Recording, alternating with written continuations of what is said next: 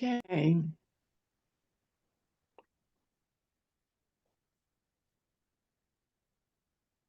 Hello, everybody. I can't see myself, so I'm trusting you can see me.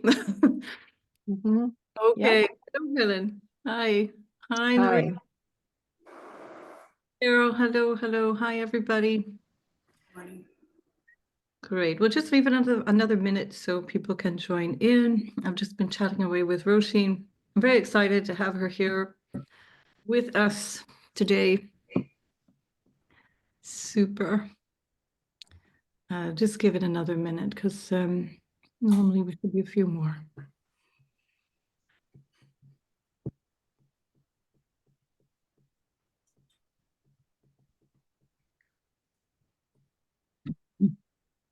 So as always, we'll do our invocation to begin, and then we'll jump in with questions and things. And what I was planning on doing this time around was half an hour together, and we'll look at questions that are outstanding and things that are in your mind today. On your mind, in your mind. I'm learning Spanish, so I'm confusing everything. And then when in about half an hour's time, Roisin will join us, and then we'll focus in on her presentation. All right. Hey, everybody. Oh, that's great. So we've got most people joining in. I think there's for sure a couple of you, aside from our Australian friends, a couple of you can't join, but it's good if most of us are here. That's great. All right. Okay, well, while everybody's settling in, if you're ready, you can just gently close your eyes. And if you'd like to, if you prefer, you just look down, just gaze down. And begin to feel your feet, feel the base of the body.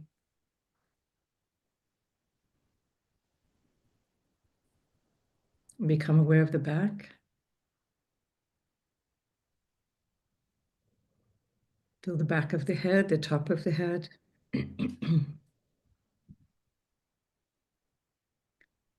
Become aware of the space between your brows.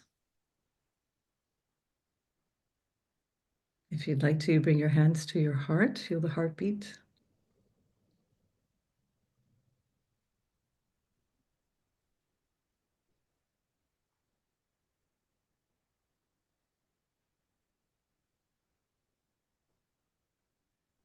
Om Shri Ganapataye Namaha. Om Shri Saraswataye Namaha. Om Shri Gurupyo Namaha. Om Sahana Bhavatu Sahana Bhunaktu Saha Viryam Karavavahai Tejasvinavadhi Tamastu Ma Vitvishravahai. Om Shanti Shanti Shanti. May we each feel protected. May what we do here bring mutual benefit and be mutually uplifting. Let there not be any obstacles ahead of us. And especially may what we do here together bring peace and harmony to those around us. Whenever you feel ready, open your eyes. And so welcome, everybody. For those who've just joined in, I was saying that we'll do a very brief kind of Q&A, half an hour or so, just the intimate 21 of us, 22. And then when about half an hour from now, we're going to invite Roisin in. I think she'll just join automatically. So whenever she shows up, then we'll switch gears and have Roisin do her thing. And so what I just wanted to see is if there is some outstanding question. I didn't receive any questions from the group about, to suggest to Roisin. So she and I wrote up a bunch of questions, things you wished you had asked. And so that will hopefully guide us. And then, of course, your presence will pull things up. Roisin is a mystic and somebody who for her entire life has felt the presence of energies that are in other dimensions, including people who have passed. And so it might be that just by you joining in this group, she's also going to be feeling something that she needs to speak about. If you prefer that you are not part of that, or if you prefer that you don't speak personally about personal things, then you can let me know in the chat, and I'll let her know to not discuss things with the group. Sometimes things can come through in mysterious ways. We don't know. The focus of Roisin's presentation is on developing intuition and how to really start to sense what you're experiencing, or what your intuition is telling you about the chart or about the individual with you. And we're not trying to get you to become a mystic or a channeler or anything like that. It's more that there's a point at which we know enough information. Some of you are not there yet, so that's another step to keep moving towards. But you know it all, you know the stuff, you know the details of the chart, and still you doubt your assessment of the chart. And this is her way of helping us here in the group, is to help us get over that block of confidence in terms of seeing something and thinking, I think this is what it is. Now, from the perspective of an astrologer, we still need to, humbly, let's say, question rather than asserting. So it seems that, or I'm sensing that. Do you ever feel that? Is it possible that, for example, and you would ask your clients those things based on your intuition that are also backed up by the astrology. And if that's the case, if you've got some kind of gift, in a much more intuitive, powerful way, you carry on. I'm not suggesting you have to do anything in a particular way, but for those of you who are, kind of new to this thing, or still doubting your skills, doubting your intuition, this is why I wanted Roisin to be here. The other thing is that I really feel very, very much that we need to try to get out of the way of the reading. And one of the things that Roisin's going to be doing is also looking for blocks. And it'll, at the very least, it might plant a seed in you to acknowledge or sense or realize where there might be a block that is based on something that you project outwards or expect or anticipate coming from a particular dynamic. And that would also be part of this session. So if that's something that seems to be emerging, or you're aware, or you're worried about that, or something, that could be a question for Roisin, for example. All right, so we do have a load of backup questions in case there's no questions. That's fine too. She will be speaking first, and then we'll always be open later on to questions. So you can also have a look inside your heart as we go through the session. I have no idea how this will unfold. I never know how a 5-minute conversation with Roisin will unfold. It turns into the wildest and wackiest things. So we're not dealing with linear logic here. We will come back to that when we look at the natal chart, and we say this means that because we see this. We're not in that territory today. We're in a slightly different territory. So things can go in all kinds of different directions. What else do I need to say? I mean, that's what I just wanted you to know perhaps about Roisin. Denise says, do we shoot our question through this chat? You might do. It'll depend a little bit how things proceed. So you'll just have to sense, would this be an appropriate time to just jump in and ask a question, or is it better to put it in the chat? She's definitely part of what we're going to do, and I don't know when that will come through, but part of what we're going to do is a 30-minute guided clearing.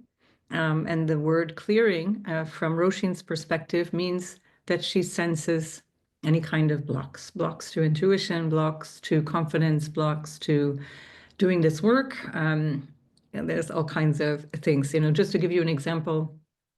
I'm not sure if it was 6 or 8 months ago. I'm going to say it was October. So yeah, whatever that is. And we were just having our normal conversations. And then I started talking about something, and she said, hang on, I think there's somebody who's trying to stop you doing what you're doing. So then she just goes quiet, goes inside, does this whole thing. And she described a person who had been leaving comments on my videos. She didn't know that, but I knew that she was describing this person. So I don't know what's going to come through to anybody, but sometimes things can come up in ways that are strictly in the realm of energy. And it was interesting that my sense, my intuition had already told me that this person was trying to undermine me. And she described the person and said, this person is doing this, that, and the other. And I was able to then be more confident in my intuition around that as opposed to feeling paranoid. Um, so yeah, so those are the kinds of things that can come. Who knows what else is coming? We're all part of this group, even if you're only watching the video afterwards. So you're still here. You're still in our field. And even if you're not physically on the screen, in real time, let's say, then you're still very much part of our group. So that applies to all those who couldn't join us today. So do you have either a question in terms of what Roisin might do today, or would you have a question about the astrology or a particular chart or a particular thing that we've been looking at either just last week or in any of the course? Anything that still stands out is always useful in terms of clarifying.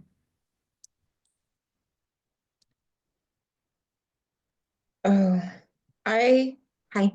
Hi, Camille. I just want to say I feel that it's such perfect timing for this session because there's so much information I came into the class with. I haven't had that much time the last few weeks to really dive in, but there is so much. There is such a block, and I'm also very close to my intuition, and I have what I think is a really nice relationship with my intuition. But when it comes to readings and readings for friends and family, I have such a block of not wanting to say something that isn't relevant and saying, oh no, I don't know. Seeing a lot of the same characteristics. For example, I have a lot of friends and family that have the ruler of the ascendant in the 12th. And so these things that come up over and over, but then I always think, no, I don't know yet how to interpret that. And I don't want to, and I really feel, I don't know enough yet, but anyway, I just want to say what I'm grateful that this is the session today, and I'm so excited and looking forward to what unfolds. So thank you. Oh, that's marvelous. I really do appreciate that comment because the way I was looking at this course was I was looking back over my own experience. What did I need to know? What would I have wished I knew earlier on? What did I need clarifying that would have saved me so much time? And that's how I put the course together. And then, of course, a really important part of that is what prevented me from, what was the switch that allowed me to go from just doing this for friends and for people, low stakes, then to going to saying, I'm actually doing this and I can charge for it. And I feel it's probably going to help somebody somewhere along the line. And so that's why I put it in the third to last session, because we still have other things to clarify that are purely astrological and other things, not necessarily new things to learn. It's more about deepening what we've already done, making sure people are good on those things. But I didn't want to leave this to the end because I felt like we could continue to integrate for the next 3 weeks as a group, what she's doing with us now. So I'm really glad that you resonate with that. And I know you know, because I've known now for at least 2 years, I've known you relatively well, and I know you know this stuff. You're highly qualified, and definitely it must be some kind of just personal concern, and that would be the thing you don't even have to ask the question. This is not just for Camille, but for everybody. If you just have that thing, the thing that you're worried about, the block or whatever it is, just hold it in your energy, in your heart, and it'll come through one way or another. The question will be answered through somebody else, or it'll come up through her directly. So thanks so much for that. All right. So I'll just see that there's Helen has a good question here about which house planet 29 degrees falls in, especially the sun. Do we rely on our intuition? Which area of life is it affecting? I'd say you can do that. There are some things that mean both and, in terms of I read the whole sign chart, and that's what I'm teaching, because I really do find that it gives a lot of clarity. So from 1 through 30 degrees, So really, in the 30th degree is 29 degrees plus. That's whatever that house is in the whole sign system. But let's imagine it's your ascendant. That changes everything. I have, for example, a 29-degree ascendant, and in Placidus, my chart looks very different. And so I bear that in mind, because then I think, well, in Placidus, this would be pushing up into the 12th, or it would be pushing down into the 6th, or it would be pushing up into the 7th, or whatever. And I do keep that in mind. But I don't, that's the secondary thought. It's not the leading thought. And so that's really more based on my intuition, but also I base it on how other aspects of the chart are saying the same thing. And it's a reinforcement to a message that you're also getting somewhere else. So it's part of the intuition is just knowing enough of the astrology to also see that this is a pattern that's repeating. And astrology is, let's say, it's best when we can identify, I would say, minimum 3 ways of describing a pattern. So if you have just one placement and it's saying something about this 29th degree, it's like, oh, that's interesting. There's something about that critical degree, that anaretic energy is something that is on the precipice of something. So what does it mean to you that it is? You see? So, but again, in terms of defining it a particular way, you would want to see themes repeating. It wouldn't be suddenly that this jumps out and it means something completely original or different. So I hope that's helpful, Helen. And that's why I wanted you to reflect on your intuition as well, because there's some things that nothing's written down, nothing is like, hard and fast rule. It's that your intuition says, what about this? What about this? It could be that, you see? So good question. Does that answer for you? Yes. What I guess maybe I'm thinking, well, I was thinking that my sun is so close to 0 degrees Aries, and I know the sun signifies the father, and I do know that my father was real, and my chart, the sun is at the top of the chart, so it's in the 9th house, almost in the 10th, and I know that it makes more sense for me to be a 9th house person. But then I think of my father, who was really into social standing and how he looked and stuff. So that's why I'm asking. And I guess with transits too, it's like, do you look at, which house do you look at? Is it just a feeling, or yeah. So yes, it's helpful what you said, but Yeah, and also we have to, as we understand things and see things resonating again and again, we have to decide on a system that we trust, So each of you right. will go away and figure out, what is my system that I know is working for me. When I look at that, I can jump into the theme or into the life of the person or their experience much more quickly. And so what I'm teaching you here is my way. It's not the only way. But what you're talking about is a very important degree, because it's the Aries point. And the Aries point is not just 0 Aries, it's also 29 Pisces. There's an overlap between the Pisces Aries, but also between Okay. between Gemini, 29 Gemini, and 0 to 1 degree Cancer, and the same between 29 Virgo and 0 to 1 degree Libra, and 29, what is it? 29 where I'm lost now, 29 Sagittarius and 1 degree of Capricorn. So those angular points are considered to be collectively the Aries point.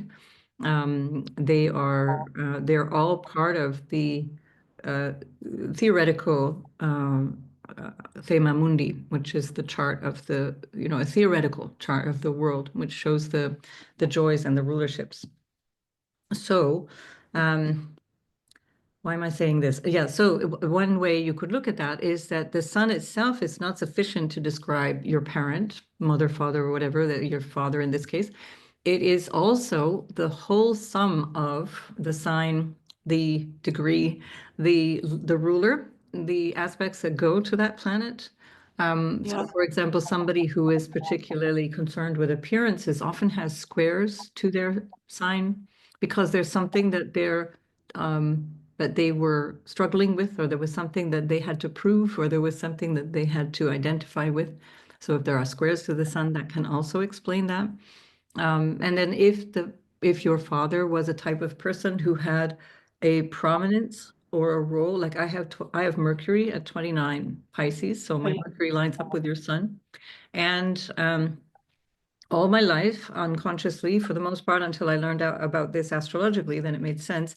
I have always been kind of a spokesperson, whether it be my high school class, the unelected. I never was like the class spokesperson, but it just ended up being that I was the only one who kind of put my hand up and said something. And what I say seems to uh, go beyond, say, my immediate network of friends, my family, and so on. It tends to reach outwards into the world. And that's one of the definitions of those Aries points. Does the person, with respect to that planet, have an influence that extends beyond their initial or their personal frame of reference and go out into the world? In the case of Mercury, it's about teaching or communicating or whatever you say, basically, for good or bad. And with the sun, it would be, does that career have an impact that's much wider or broader? And that would also help you to see your father in that particular way. But I don't consider my 29-43 degree Mercury to be in Aries. It's not, it's still Pisces, you see? It's still Right. Pisces, and because I have a 9 degree, now you see what I'm dealing with. Now I have a 9 degree Aries midheaven. It's conjunct the midheaven, but it's a 10 degree conjunction, you see, or 8 degree, let's say, conjunction. Right. So that tells me something too, but it pushes the houses in a different order. Again, if I look from Placidus, you see, from a quadrant house system. So there's all different elements that add up, but still I never, um, uh, I'm never sure sometimes why I decide that that feels right. I'm outspoken, but is that because it's a ninth house Mercury, or is that because and I have a Jupiter in Gemini ruling that? So there's a mutual exchange because it's Mercury and Pisces. So is it the Jupiter in Gemini that makes me outspoken, or is it the Mercury in the ninth, or is it because it's on the Aries point? I don't know. You see? So all of those things could be, yes, that might be what it is. But at the end of the day, the thing is the overall quality that you see appearing in the chart. How you get there is part of using your intuition and saying, yeah, that must be the way they are. That feels like it's repeating. You see how many patterns I gave you there. I have an Aries midheaven. I have a Mercury on the Aries point. I have Mercury ruled by a Mercury ruled Gemini. Mercury ruled Jupiter in Gemini. So those are three different things that tell me the same story, you see, and it's ninth house. Would another thing telling the story also be if my midheaven is in Pisces, not Aries, like you say? For Would example, that further the Pisces? absolutely. And then Jupiter Yeah. becomes extremely important, or Jupiter's ruler, etc. So then the way that you'll understand the specificity of that sun is to understand your Jupiter more and understand the quality of that. Right. And it also Right. by aspect to Jupiter. Right. And Right. so that's another thing. For example, my Jupiter is sextile my Pluto and my Pluto-Uranus conjunction. So again, is it because of that I'm outspoken and I say things and I say Right. what people want? So I don't know, but there's all of those things say the same thing. So And I so if I have so I have the same Mercury as well, conjunct the sun, but my Jupiter is opposite in Virgo. So that's like a whole different, it's very interesting because it's a it's whole very different, different right? scene, Yeah, right?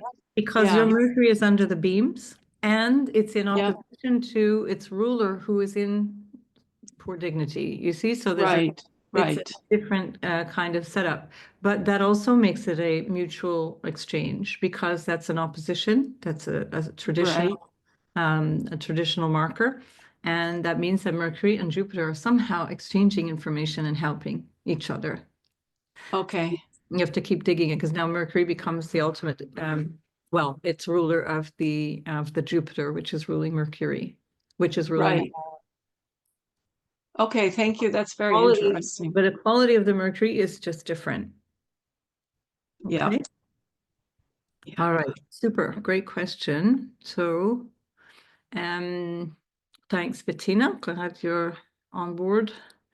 Denise says Chiron, Saturn, Moon in the 12th in Pisces, ruled by Jupiter squaring them from the 3rd and in opposition to Pluto, Uranus in the 6th. Pretty foggy to me. So that now we're getting into a really in-depth reading here. So what I'd rather do, Denis, is please ask me next week when we look at charts again, because we've got only a few minutes here. Chiron, Saturn, Moon, yeah, because there's a lot to say about this. And so basically exactly what I just said, aside from the part of the Aries point, is going to apply. So that's the same story, but then with the 12th house quality instead of the more visible sort of 10th, 9th, 10th house quality. And Bettina's IC is in 29 Pisces. Yeah, so there's a lot of activity there right now. This is our, what is with the Aries point is that the personal is affected by the collective and the personal affects the collective. That's the essential meaning of the Aries point. Okay, so if you think about 29 Pisces to 1 Aries, particularly that one, particularly the Aries, but also what I enumerated about the cardinal points, the 0 degrees cardinal. There is something that that individual is doing that also impacts the collective, and the collective often has an impact on their experience, right? So making the personal collective is another way of saying that. So, okay, and Denis has Mercury at 0 Aries, so that's for sure on the Aries point, but with a 12th house quality, if I understood correctly, because you've got Aries rising. So that's very personal to you. Okay, just a moment. David has raised his hand, so I'm just going to ask David first to ask the question, and we'll come back to Clara's question. The Aries point, how is that just 1 degree there? How many degrees is that in the beginning of the sign? It's from 29 Pisces, so 29 and 1 minute of Pisces to up to the 1st degree of Aries. Some people give it a 2-degree orb. You can do that, meaning from 28 Pisces to the beginning of 2 Aquarius. And again, that'll come from intuition. Is this part of the person's overall story? Does it weaken the story? So that's the Aries point. Do the other signs follow suit, so to speak? It's all the same orb, same way of looking at So, yeah, okay, up with the to, quality of the sign that you're talking about, right? What is the right. passage from Gemini to Cancer? It's very different qualitatively than the passage from Pisces to Aries. So What is the that's passage? 2 degrees each? No, it can't be 2 degrees. How many degrees? So the Aries point is, I use 1 degree on either side. So if we say 0, 0, 0, 0 Aries, we subtract a degree and we add a degree. For me, that's the orb. Some people give 2 degrees on either side. Yeah, and then you just take the quality of the transit between the, let's in this case, the Pisces to Aries, and going from then Gemini to Cancer, et cetera, et cetera. You have to also add in the feeling of the signs and the rulers of those signs. so, and the other thing that you're saying, talking about sort of looking in general at Placidus, a very close opposition where they both in Placidus end up in a different sign. Is that something that we need to kind of look closer at? Well, this is one of the reasons why I'm not a huge fan anymore of Placidus. I did try, Yes. I worked with it for many years. I just thought I was a really shitty astrologer. I thought, wow, why is this not making sense? You're Why not. does it make sense? And then I started I thought, okay, maybe I need to go to Jyotish and start learning more about Jyotish. And then I found Ernst Wilhelm, and Ernst Wilhelm was the one who really opened my eyes to the practical exploration of the two together, the two systems side by side. And this is what I suggest for all of you, if you're in doubt still and you're thinking which to use, is to keep looking at the chart and say, which one is giving me the clarity that I need to be able to help somebody? And again, the whole sign chart told the whole story right away. And even when I started to do mundane, like horary astrology, which is about you take a time like this very moment in time and you ask the question, when is the question asked, and that the answer is in the chart. And you're not supposed to use whole sign for that. And still, when I use whole sign, I'll hone in on the answer within a minute, where everybody's doing all kinds of loop-de-loops trying to figure out all these other things based on Regiomontanus, which is the chart that is normally used for that. So the opposition is always an opposition, but then when you start to look at different houses and how that all stands out, it's like, well, there's things that you need to merge and blend, but is that adding to your clarity, or is it taking away? Is it making it less clear? I always do on the angles, bring in the notion of Placidus. What is Placid? What would Placidus do? Because that's telling me something about the house cusps. And also what you can do is you can set the chart in Placidus and look for other planets throughout the chart that are on the cusps. And then notice later on, you can do the whole sign and you then bring in the planets with that extra definition of being on the house cusp, which has a louder resonance. So, and I think Roisin has just joined us. Roisin, just give me 1 minute. We'll see if we can get through these questions and then I'll jump in and introduce you. And so Clara, from the perspective of Ms., how do you go beyond giving your client information, and how do you move beyond and actually help them? So maybe a bigger question, Clara, is to ask, what does it mean to help them? And hold that thought. All right, so we'll come back to your question, but what does it mean for you to help your client? Oh, Roisin, can I pin you? Let's see if I can. Spotlight for everyone. Does that work? Yes, there you go. You're spotlit. Oh, Looking lovely in blue.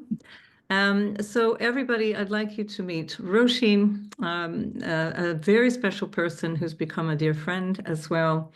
And if you want to know more about Roisin and myself, there is a video on my channel that I think some of you have already seen that describes how on earth Roisin and I met, which was is a story in itself. And it also tells you quite a lot about Roisin herself.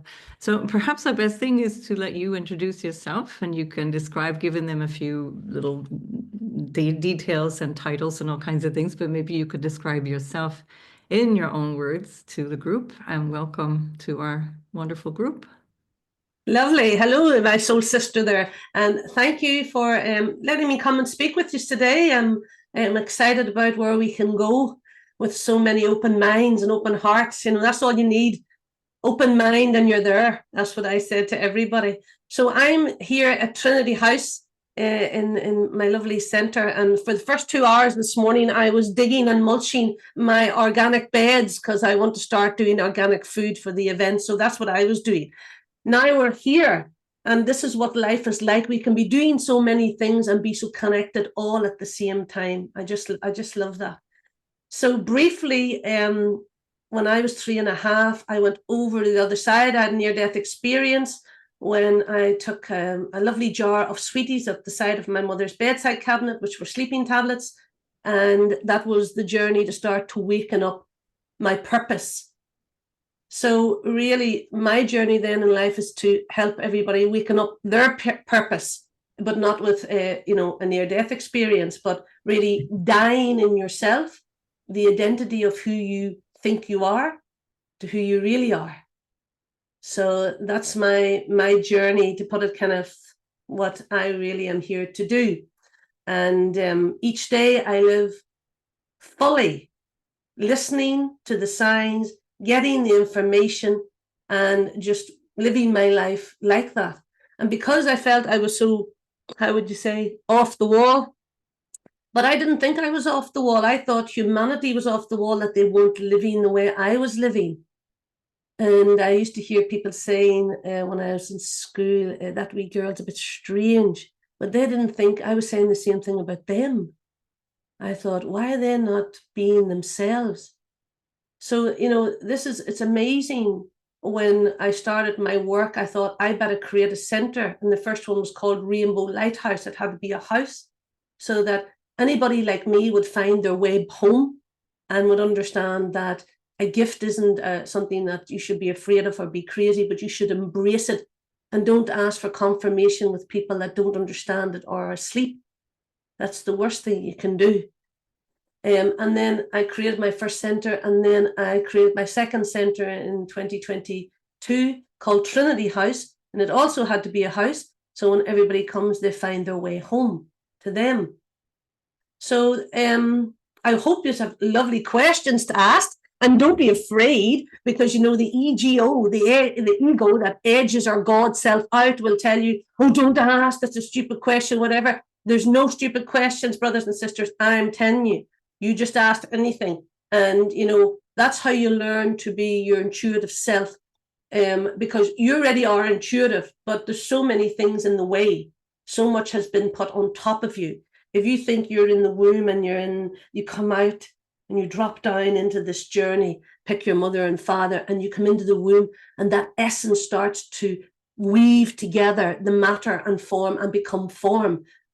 We are completely perfect, creating ourselves without anything. And then the waters break and we're birthed into this unknown place called Earth. And then we're told a name, a belief system, and you're from this family. And you better learn who this is. And I'm thinking, what? What about learn who you really are and release those, how would I say, veils? So that's really what I do. I hope that has helped Susan in some way. Yeah, What do super. you think? So would you like me to ask some of the questions that we've got? If Yes. people don't have their own, we've had the question. I'll read it again, the first one. Before I say that, just a little bit of housekeeping, because you don't know our routines here. Just give us a little pee break at some point, and maybe before you do the group clearing, that would be you'll figure it out. Whatever is a good time to take a wee break. Usually we take 5 minutes, then everybody steps out and does whatever they need to do, and then we come back and start again. Okay. So, because I know you, once the wheels start churning, we just can go and go. So, No, stop me. Please stop Yeah. me. Because you know So what it's please like. have pity on us and give us a wee break. Okay. A wee break for a wee. All right, here we go. I'm going to read to you the question that Clara's just asked as you were joining us. All right, so how do you go beyond giving your client information, and how do you move beyond and actually help them? What does that mean from her, meaning your perspective, Roisin? So, when I give clients, people want different answers, and different things. So I will say, okay, you're asking me a question, but I need to go to the root of it. So I go to the root of what I feel, and I give them that answer that I feel. A lot of people want the answers that they want. That's not how it works, because you're at a level of truth.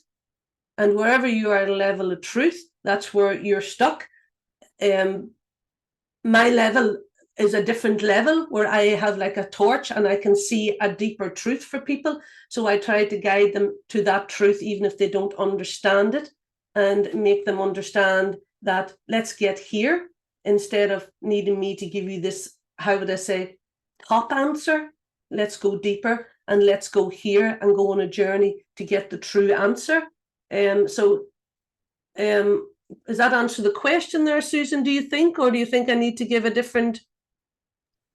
I think it's a good answer. The one question I had for Clara, and then maybe she can jump in if she still needs to clarify that, is what do you mean by helping? And on that sense, I just want to say this is really important for us as people who are working in what starts to approximate a healing kind of job, that we have to be careful what we expect as an outcome. What do we mean by helping? Sometimes people are not ready to get what we think is what they need, or they're not ready to get the help that we think we want them to have. And then that's what I mean about I had said it before you joined in, to help us get ourselves out of the way of doing the reading. And I just want to give a really short example of about 10 days ago, maybe a week ago, I had a client. I never look at my clients' profiles. I don't know who they are when they come. And I was giving the reading as I would normally, and from what the chart was telling me, which I trust because it speaks really loudly at this point. Now I don't doubt that so much, but she didn't like what I was saying at all. And what I realized was that her self-image, which is on the verge of being challenged in Pluto opposition, her self-image was so strong in a particular way that she didn't like what was coming through her own natal chart and the transits that were going to speak to that.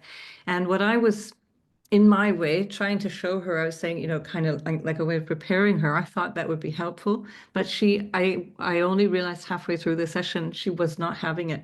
She didn't want to know. And so I had to completely adjust my expectations around what this person wanted to know from me and almost backtrack. So that's what I was saying about what do we think is helpful and what are other people ready to hear. And later, after our session, I thought, woof, that ego is really strong. Like there's no other vision of that individual. And I realized she's got published books in the UK, and she's got 250,000 Instagram followers, I think. So she's got this really big image of herself. And I was suggesting that a lot of things are going to change in her life. And they're in the middle of changing based on a family past that actually she didn't want to involve herself in because it was traumatic with her father, for example. Anyway, so just to say, that's my way of kind of getting around this notion of what do we mean when we're thinking about helping somebody. It's a really important thing that we ask ourselves, what am I trying to do? Am I too much in my vision of what this person needs and not listening enough? I think that's what the lesson that I got last week was.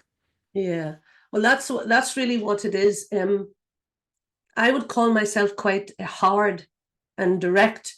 And I remember a man came to the door one day and he said, somebody told me to come and see you, but they told me to be careful because you're quite hard and direct. I says, no, I'm not hard and direct. I says, I speak from a truth that I see because of where I come from in that space.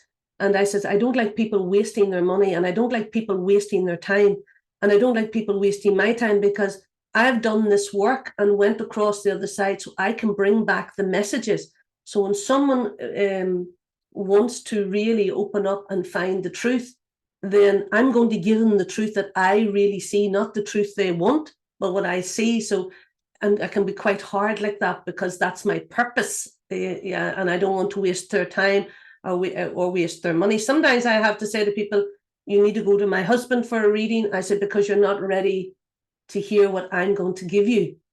And I say, you're just not in that space to receive it. So don't waste your money or time. And I would say, go to my husband for a reading before coming to me in that way. So I can be quite direct because I have a purpose, not connect personally to the person and connect it to more their soul and what their soul is telling me, what they came here for, and not the story they're caught up in. I think I have to get them what they came here for, not the story.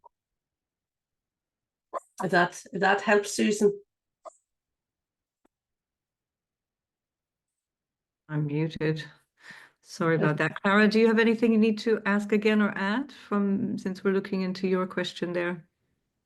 Yeah, well, thank you so much for answering the question. I really do appreciate it, and I completely agree. I suppose for me, having also been a person who has needed a lot of help and healing in my life throughout many years, I find astrology a bit confusing in that way, because when you go to a lot of healers, I don't know whether they're massage therapists, energy healers, or so on. They're doing something, and then you come out of there and you feel better. For example, I mean, that's the point. You feel better, or you feel like something has shifted. And with a lot of astrologers, I guess it feels like we're dealing in an information profession, and yet it is also a healing art. So how then does that how does that work? I don't know that I'm phrasing the question well, but it's just something that I've thought about throughout kind of being a person who has needed a lot of help. You want me to say something, Susan? With that? Yeah, You see, astrology, Susan is an astrologer. I'm not. I'm more intuitively connected to the planets, and I can hear them speak or whatever. But astrology is a spiritual science. It's science and it's also spiritual. So it carries the vibration of giving you information that has come through to the degrees and the points and that way, but it's also an intuitive tool as well. And I think that's what Clara's saying. And as Clara, as you're talking, I can't see your face because I only can see so many faces. But you have an amazing energy in the root of the base of your spine, which you haven't used, and you're trapped between a life there. And you actually have quite a message to bring into humanity, and it doesn't need to be connected to suffering anymore. So there's something there you just need to open and trust in yourself. Sorry, I had to go with that, Susan, because it came in. This is how it happens. that's brilliant. It's a great example for everybody else to see how this works. And also interesting that her astrology speaks to the same thing. Oh, So right. it's a Okay. brilliant example. Yeah, thanks. All Thank right. you Well, so great. much. Just wanted to say thank you. I do appreciate that. And I appreciate the message. Oh, thanks, Clara. Thanks. Super. Okay, we've got David. You've raised your hand. You can go ahead and unmute yourself and ask your question, David. Hello. My question is, as we connect with someone, we're always not going to be, some people you connect with easier than others, as you said, illustrated in a client, or sometimes you're not necessarily mirroring what they need to see at that time. And that's both us and them, right? That's just the connection at that time. How do you at that point go deeper to understand where that, maybe your ego is in the way, or maybe their ego is in the way? How do you pivot at that point yourself in your practice? So say, for example, David, if someone's coming for a session or an online session and they're holding the energy of resistance or anger, okay, and they're not aware that that's the problem. So I will say to them, okay, I'm going to take on you now, and I'm going to let this come through my body, because people come through my body and their energy comes through my body. And I said, I'm telling you, I'm feeling extremely angry. And then I asked Spirit for more information. And I said, now I'm going to talk as you, and this is what you're saying to me, and that's what you're not connecting with. And if you can connect, and I help you to connect with this anger, I says, we can transform it into gold. I said, anger is not a negative. Anger is only used negatively, but it's not a negative. It's only energy.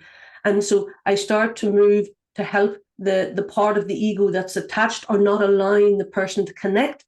I start to show them it through me. If that So makes again, mirroring what you see then, or mm-hmm. a mirror of what you feel, yeah. Yeah, a mirror. I guess ultimately that's all you can do, really, I guess. That's all you can do. But then what happens as well, everybody has aspects of the outer child that's around them. So I can talk to that outer child. So say, for example, I see you now. So you have 3 aspects around you. So I can bring one of those aspects in. So say the 4.5-year-old, and he stands beside me, and I get him to look at you. And then he tells me what to say to you that you've forgotten. And then you start to shift, and you start to clear, because you're actually talking to yourself. Again. If it makes any sense. So it's like a way coming home. So I can bring that in, or I can use the system of energetic energy that I work with, the bottles that I use. So there's different ways that it comes in to help then. It becomes like a lot of energies can end up here, parts of you talking to me. And I'm going to say, David's talking to me at 11. He's talking to me at 4. And then and he keeps telling me a story until you connect with it. And then you go, oh my God. And then you start to feel the shift. And then he steps into you. So that's another way that it happens as well.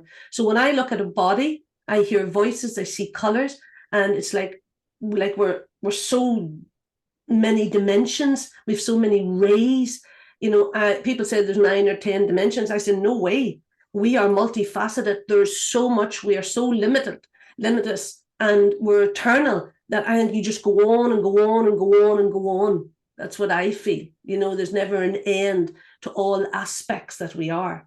So when I walk down the street in the daytime, I can be talking on my phone and another part of me has went into a shop and told me there's something in there that I need, and it comes out and talks to me, and then I can see another part telling me there's someone up here that I know in a coffee thing. Now I know how to do that because my body went out and I'm in those dimensions, living in them.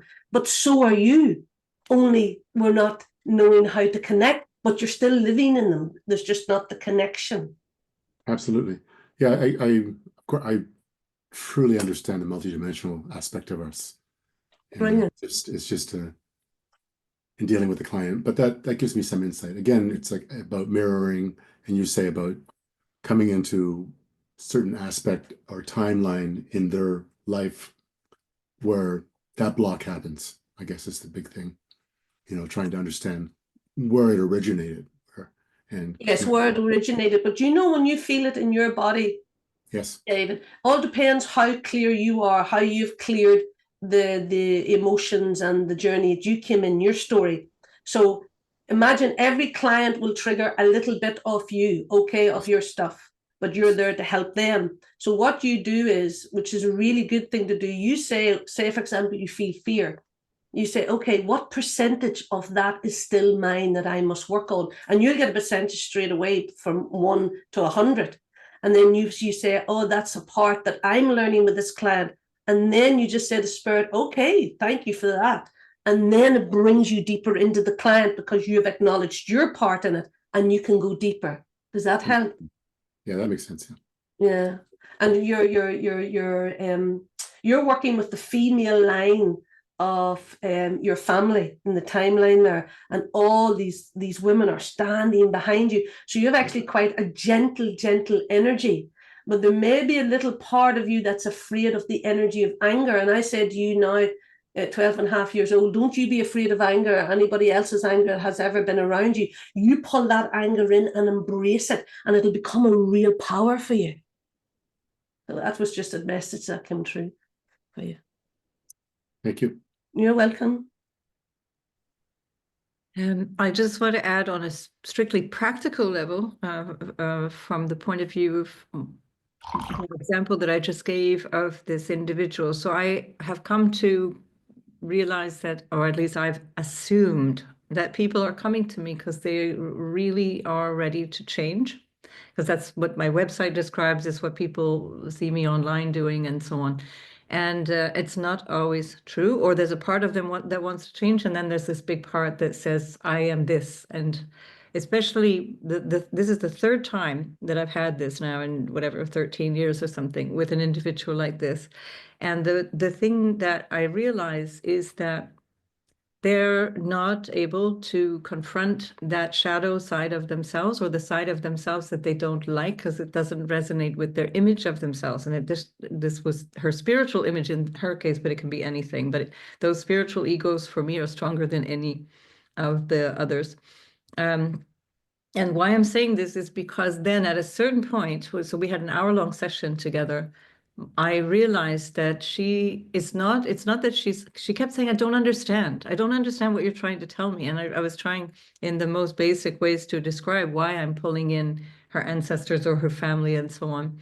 I don't understand. And so finally I realized I'm just explaining, thinking on an intellectual level she doesn't understand, but there's a part of her that says, I don't want to know. Don't tell me this. I do not want to know.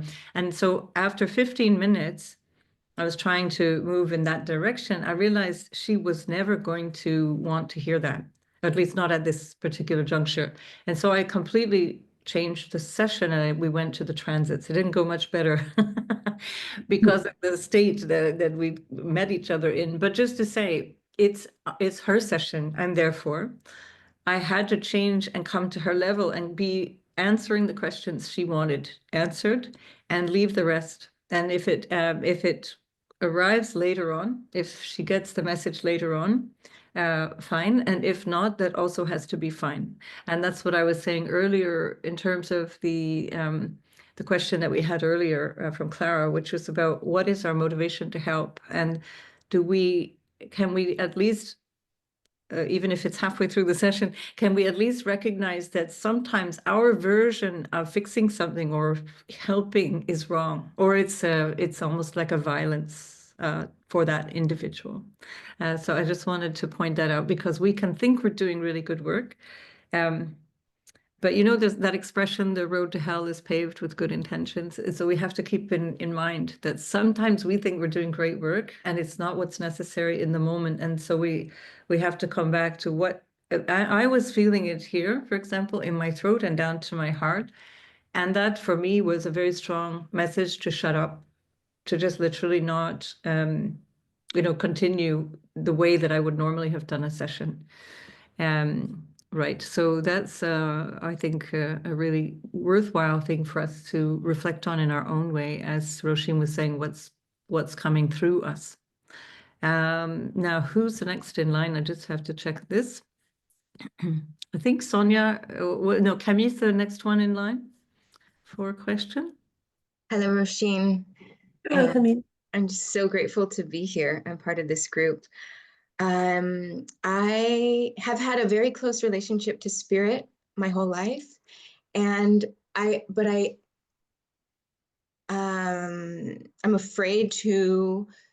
I'm definitely afraid of authority. I've gone a lot. I've learned a lot and grown a lot the last few years, but I still have such a blockage of so much fear to be heard, to voice what I know to be true. And I feel like I have my relationship with spirit. I can be comfortable in my own home with my own children, but I feel like I should open the door and go out, but nope, I'm still, I would like some practical ways. I pray a lot. I pray every single day. And I feel like, oh, when I'm ready, when the time is right, divine timing, I'll get there and I'll be doing the work I'm here to do. But are there other practical ways that of releasing the fear of authority, releasing the fear of saying something wrong, being wrong, or even just to be heard and to be seen? Well, you see, it all depends where you are with your intuitive energy. First of all, you really need to trust, because when you're given a message, it's not for you. So there shouldn't be any fear around it. If there's fear around it, it's because you're attaching to it in some way. Because we're just messengers, and the information that's coming in is for the person. And if you can get there, I think that'll help you much more.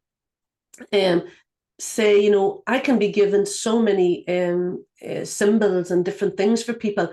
I don't think, oh, what does that mean? Or I tell them about Mars, and I don't, it doesn't matter. I just say, this is the message and this is what I have to give you. But when you're talking to me, you've got a rope around your neck, because I felt like I was being hung. So it's not so much that you're afraid to give the message. You're actually afraid to speak it in yourself. Someone has took your voice away. So practically, you actually need to go deeper with you there. And you need to work a wee bit more on that and find the issue that's holding on in there in the throat, because you'll attract people also that will have that issue. So when you go to try to talk to them, you won't be able to talk to them, because we do attract little bits of ourselves all the time for us to grow. So every session is to make us grow. As I was saying to David, you park it. Once you find the percentage, you park it, and then later on you work with that part of yourself. So everybody is bringing a percentage to grow. So remember, you say to yourself, I'm only a messenger. Then the fear or the ego that tries to play with you or judge you or say, no, don't say that, you start to, push it to the side. So for example, when I do events and I may have 50 people in the room, and when I used to walk into the room, the first thing that I would hear, to me, my own shadow self would say, are you for real that you think you're going to clear these people? You're a charlatan, you're taking their money. This is what I would hear. So then what I would do, I'd say, right, okay, I'm just going to express now at the start what's going on. I'm a charlatan, I'm taking your money, and I won't be able to clear you.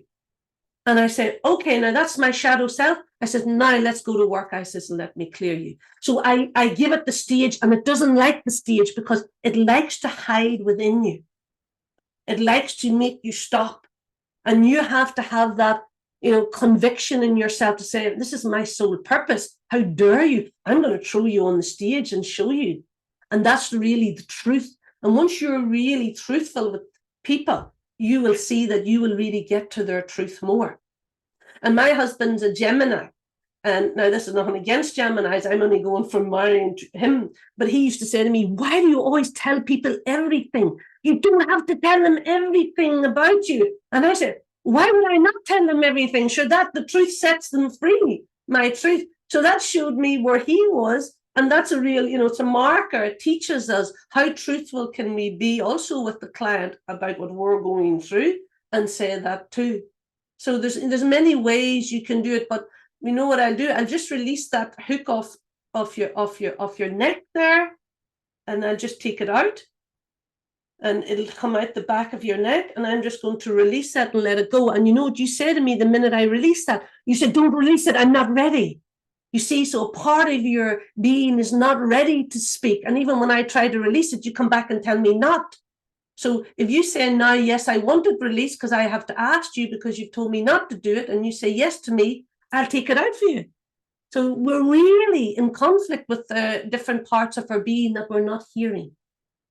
So I hope that helped and answered some things for people. Thank you so much. You're welcome. Yeah. So we've took that hook out now. Let's see what happens. Super. All right, lovely. Sonia, you've got your hand up. Yeah. Hi, Roisin. Hello. I have a question and an example to the subject that we had before, like people not being ready for the message. I have to tell all of you like what happened after my reading. I think you remember the reading that we did on my chart about the disruptor and everything. And okay, the lesson stopped, and 10 minutes afterwards, I got a huge migraine that lasted for 4 days, and I was so knocked out, and I'm still not 100% back. And the thing was that I really questioned myself, like, what the fuck happened here? Because I didn't, I, like you said, Susan, most of the things you told me in that reading was the same that you told me in my reading when we had the personal reading. And you talked about things in the past, and I said, I don't remember. Nobody told me. And I don't think, like, I would say I don't have a real problem with that. But in the end, I mean, the migraine showed me that there is a big problem. So my question is, first of all, of course, what is my problem? But also in terms of like being with clients, what can we like give them kind of as a giveaway when they have stuff like that happening to them after a reading, like feeling like really a big question mark and not even being scared. I was not scared. I was just knocked out and I didn't know how to deal with it. So what is kind of like a good tool if a client realizes that something was stirred up? That's the, I would say, this is what something was stirred up, and how can I kind of let release stuff or let me show universe show me where what I can do with it to release stuff, to get stuff to the light that I'm ready to look at. Okay. Sorry, what's your name again? I never heard. Sonia. Tanya? Sonia. Oh, sorry, Sonia. Sonia, all I hear is to do with your Neptune. So maybe Susan could look at. It's to do with how Neptune is working with you. So, and there's an issue around your crown chakra. So when you're working, things are getting, you can get attacks. So you'll have to be careful there, because whatever way Neptune is sitting in your chart, you keep saying to me inside when you're talking, it's Neptune, Roisin, tell me it's Neptune. So I'm just going to tell you it's Neptune, first of all, so that part of your psyche can hear that. What happens when we're working with clients and energies come in? So for example, I can be in bed 2 days before I can see a client because they go through my body. So say, for example, someone has suicide tendencies. So that for 2 nights, I'll feel that I want to take my life, and I'll go into a suicide kind of energy for 2 days. But because I know who I am, it's like a battle that I'm in, and I'm actually clearing that person. And that's when you're saying these things stir up. So on some level, you have actually quite an energy that you could be actually a clearer, but you're not realizing that. So, you know, we take on things. And then what I have to do is then I stay up for 2 nights and I bring the energy through, and I bring the sorrow or the trauma of the person through me. And then I'm really suffering, and I would have to ring friends, and I said, just keep in connect with me in case something happens, because it can be quite terrible. Or I get up and then I go out in the garden, I start work in the garden, I start to physically move it, I find which way I have to move it for the person. And then some days you can be sitting with it for a week, and it can be running down your spine, it can be caught in your throat, and then I will have to write it out and say, right, what part of me is in here? Is there a past life with this person, and it was not just the reading? And sometimes I think, oh my God, I do a reading and this person's still with me a week later. You know, so it's about energy and how that person's connected to me. So I go back and I look at it again, and I may send them a message to say, I need to see you again because we're not complete. So that can happen as well. Okay, that- so and like it could be that something just went through and I just have to let it go through, and whatever kind of intuition tells me, like, to write things down or to Yeah, but you need to use more water, Sonia. You need the energy of water, either drinking water, a high energy water, without alkaline, because there's something about water with you and this Neptune that you keep saying to me. But it's almost like you need to cleanse. Maybe you need to have once you do a reading, if it's like that, I think then you should just have a shower, or you need to go out with water, because water is going to be very important to release that for you. okay. Oh, that helps. Thank you. Okay. That's also very Neptunian, isn't it? Yeah, it is. Mm-hmm. I'm looking at Denis' question, and I just wanted to be absolutely sure, Denis, that I'm asking the correct question. So he's asking that, do you think that, or do you agree that people are coming to you for a reading? And I suppose in a general sense also, as astrologers, is actually oneself attracting them for bringing awareness to one's own consciousness? Denis, can you correct me if I haven't understood that? Or say it in French, and Yes, to be sure. Is that correct? Yeah. yes. What I mean is that like, for example, I'm getting these readings, and then I see that they all have in common Scorpio ascendant. So I'm like, okay, there's a message here for me. You know what I'm supposed to learn from these people bringing their Scorpio ascendant to the reading. So the question is, yes, you attract people that have something for you. It's not, I mean, the people that are coming to you that just don't appear randomly. They are part of your family. Yes, I understand what you mean. So it's how you connect with them. So everybody you meet, you're always going to meet them, because we're a sacred tapestry. That's it, and we're all from the same source. So there's no random. Nothing is random at all. So when someone comes to me, so it all depends how you want to connect with them. So say, for example, I'm giving you an example of me walking through an airport. And because when I walk through airports, my energy is too high, if there's a shadow in the airport, it will come to me. That's how, so then I have to close down a part of me, and then I have to open a different part of me. So I just connect with the light of the people in the airport.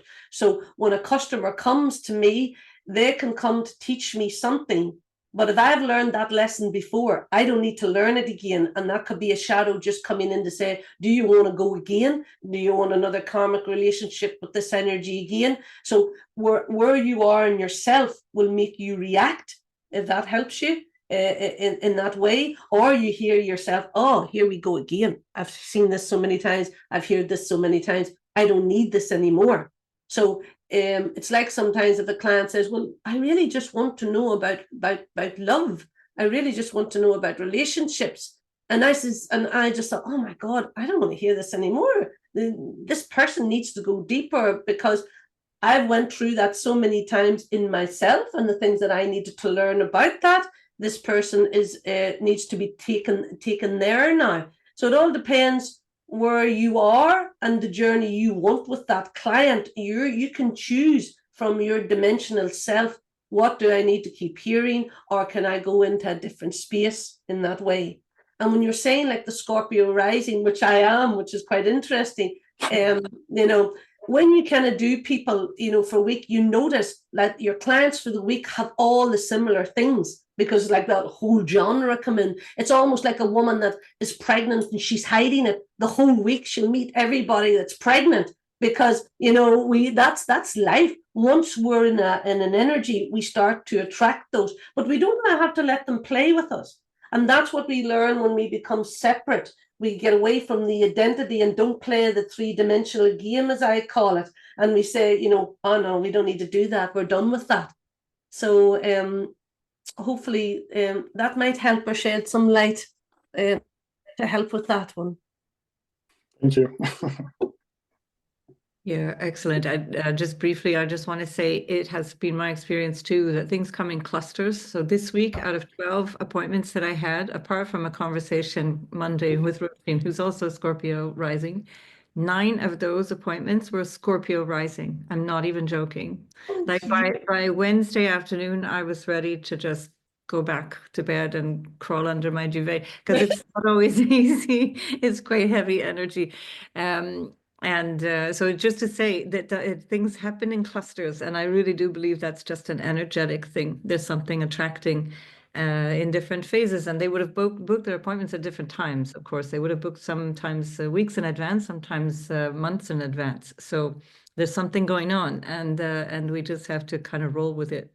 But what Roisin was saying about needing to divide what is your energy and what you're willing to play with or what you're willing to attract, it's been a really important thing for me to recognize. I have to take the dog for a walk. I have to go out and recognize this is not, I can't take it on, it's too much.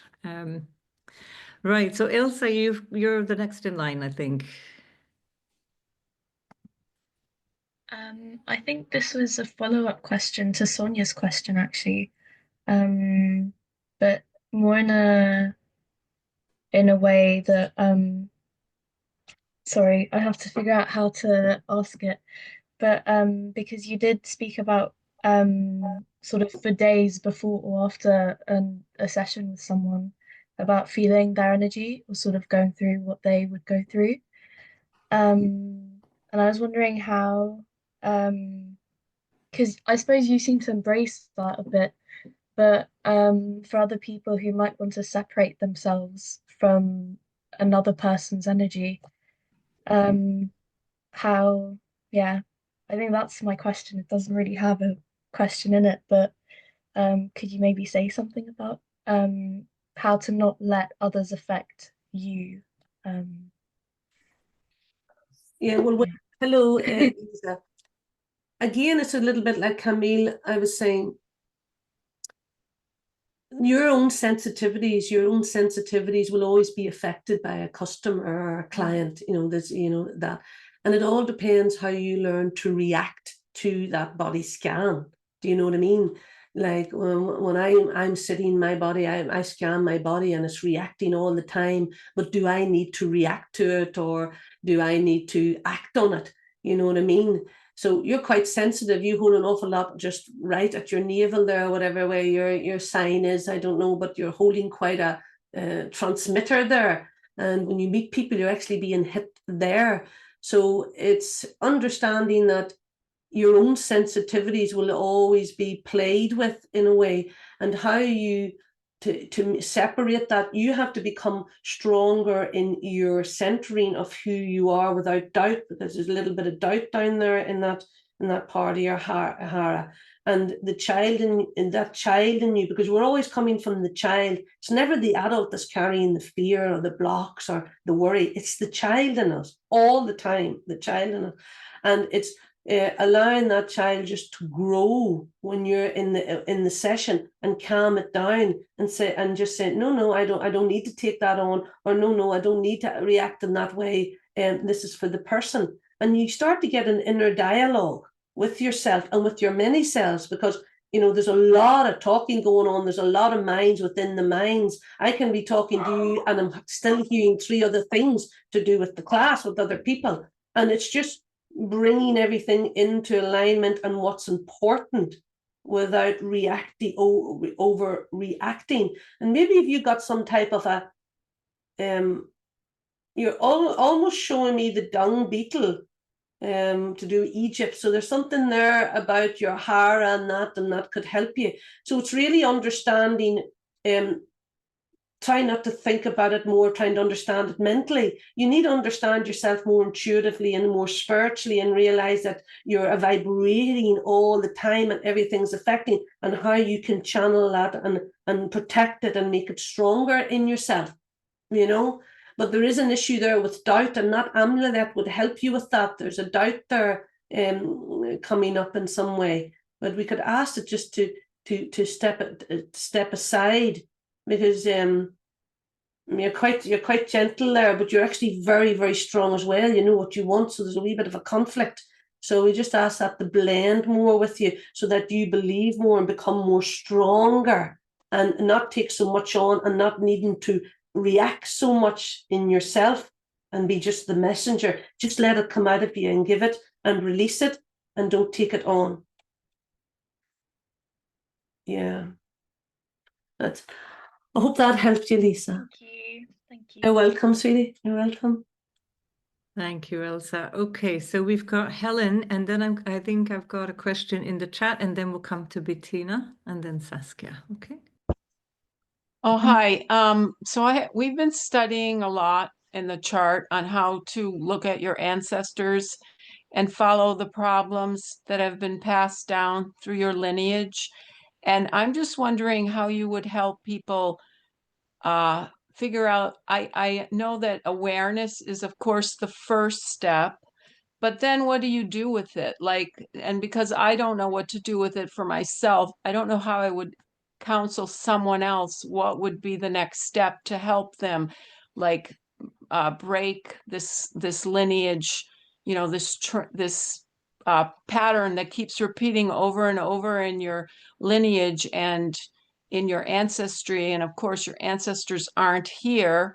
So do you focus on the child, go more into the child, or do you try to connect with the ancestors? I just don't know what the next step would be once you're made aware that there is this issue in your chart, Yes, Helen. Hello, Helen. So so you're connecting, and you're saying there's an ancestral problem in the chart for the person. Okay, so you're trying to take that bigger, and you're trying to get them there. So then you have to open up your intuition and allow yourself to hear. Now, there's something you said, well, our ancestors is no longer here. And I think you are your ancestor. We are a piece of earth that, that just lives and breathes all the time. So you have to stop becoming Helen and realize that you're everything and everyone, and really own that. So there's a little bit of a separation there, how you're speaking with it. So when you see a pattern of the ancestors with any of your clients, then you have to open your intuition self or your awareness and say, okay, give me the information through me, because you already all have it. You just need to tap in. You need to ask to let that information come through you. But there may be something to do with in yourself. You're not understanding that you are all your ancestors. You are that garden. You are part of that garden that has been before you. It doesn't change, just new seeds grow out of it. And everything that has been in that garden of your life and all the lives connected to you is still there. So it's your intuition needs to open up more, and you need to either meditate more with that and ask for more things. Let me just ask here, what's the best thing? You need to work with music with no words. You need to work with instrumental music, Helen. You may already listen to it, but you need to get specific, thank you, Spirit, specific parts, because in your ancestors, somebody worked a lot with music, and that's how you will get your messages in. And somebody was really good. They actually wrote music. So music is going to be actually a gateway or a doorway. And what you could do is, when you're having a session very lowly without your customer hearing, have music playing, and that will open a gateway for you, and that'll pull them in. So once you start to find out how they want to work with you, you will start to trust more, and then you'll be able to take that client stronger. But let's not think about the client for a minute. Let's you learn that, and you become stronger in it. And then when the client comes in, you'll be able to take them. So it's aligning you with that, with that music. But there is something wrong with your left ear. You've closed it a little bit. I don't know if something happened in childhood and there was a shock. So we'll just ask the it's shock. So we'll just take shock out, and we'll open up the left ear. And if that's through the generations, it's so that you can hear them and their whispers become in the moment for you. So you see, it is quite difficult, because that Susan will know that, because when we're talking about astrology and the way you learn astrology and the science of it, I'm talking about a different way of talking to it. And that's, so it's you want to be the spiritual science astrologer. That's what I would say, you know, that's what you want to do. You want to have those two S's balance, and you really will start to, I say, progress even further into what you really come in to do as the soul, you know. So Helen, if there is a doubt, or no, not doubt's not the word. There's also there's not a clarity. So something is not clear in the child in you, and she closed down, and it was a shock, and we open it up and we ask it to become more clear, and not to be afraid, to be the channel, to hear the garden of your ancestors, which you are. I hope that helps you, Helen, in some way. Yes, thank you. Very, very helpful. Ah, brilliant. Thank you. Yeah, beautiful. And just as a reminder, this is what Roisin just said about the ancestors. We are our ancestors. The natal chart, notice, is your chart and the description of what has come before you're born. You see, there's no separation from that. And what is going on in us today, and this is why I had difficulty with helping this other woman earlier in the week. She didn't want to know. She did not want to know that she had her ancestors and their wounding and their difficulty in her. She had to be a new, fresh version, a better version of the family. And that will always cause suffering, you see? So this is why when I mentioned earlier about becoming available to the client, we have to do some work on ourselves, right? This is where we constantly have to do work on ourselves to get to the place where we're not really interfering with the reading. And then also to, like, with issues that have to do with being stuck in family patterns, as I always do with my clients, I always suggest that people go to things like family constellations therapy and things that'll help them energetically move the energy in the family, so that can help them on their journey. Because I can't tell everybody what therapy they should do. I just say, try and find a way to move this. And family constellations is an easy, especially for people who are not into that kind of thing, it's an easy doorway to enter into. Yeah, that's right. And also the energy of the bioresonance feed, the bioresonance therapy, it's excellent. And it's very the new Aquarius anyway, and that really works on so many cells and so many bodies at one time. But I call the astrology the sacred map. And if we're all here today, then we said we wanted to be here today. So it means that you really are saying you want to be astrologers, but you want to be soul purpose spiritual astrologers. That's what you're actually saying, and making it your own. You know, you're not just an astrologer, you're much more. And knowing what your purpose is. Like, is your purpose just to give a message, or is your purpose really to leave the message and change people's lives? And that's really this purpose of your soul. So if you have a conviction like that, and know that you just didn't arrive and be an astrologer because you like doing it. This is a part of your soul that picked it, and whether you realize it or not, that's how you end up doing what you're doing. Your soul is bringing you that way. It's not just random. And it shows that within us all, as we're talking here today and learning more and tuning in and listening and shifting all at the same time, like we're working on so many deep levels, even when we're just talking, because we decided to be here to do that. And, you know, I remember when I met Susan the first time, you know, I could see that she was my sister in a past life. And, you know, and everything. And I said, right, you have to come to Ireland and get in the car and we're going to drive to where your granny lived. Like, it was nutcase. But it's not nutcase. It's because I live in that world that I know is more truer than this world, because I know this world is just an aspect of creation, and it's beautiful, but it's not who we are, you know. And I lost my mother a month ago. She passed and I helped her pass. And, you know, it was just amazing, the journey of helping her pass. And, you know, it was so beautiful for me and for her.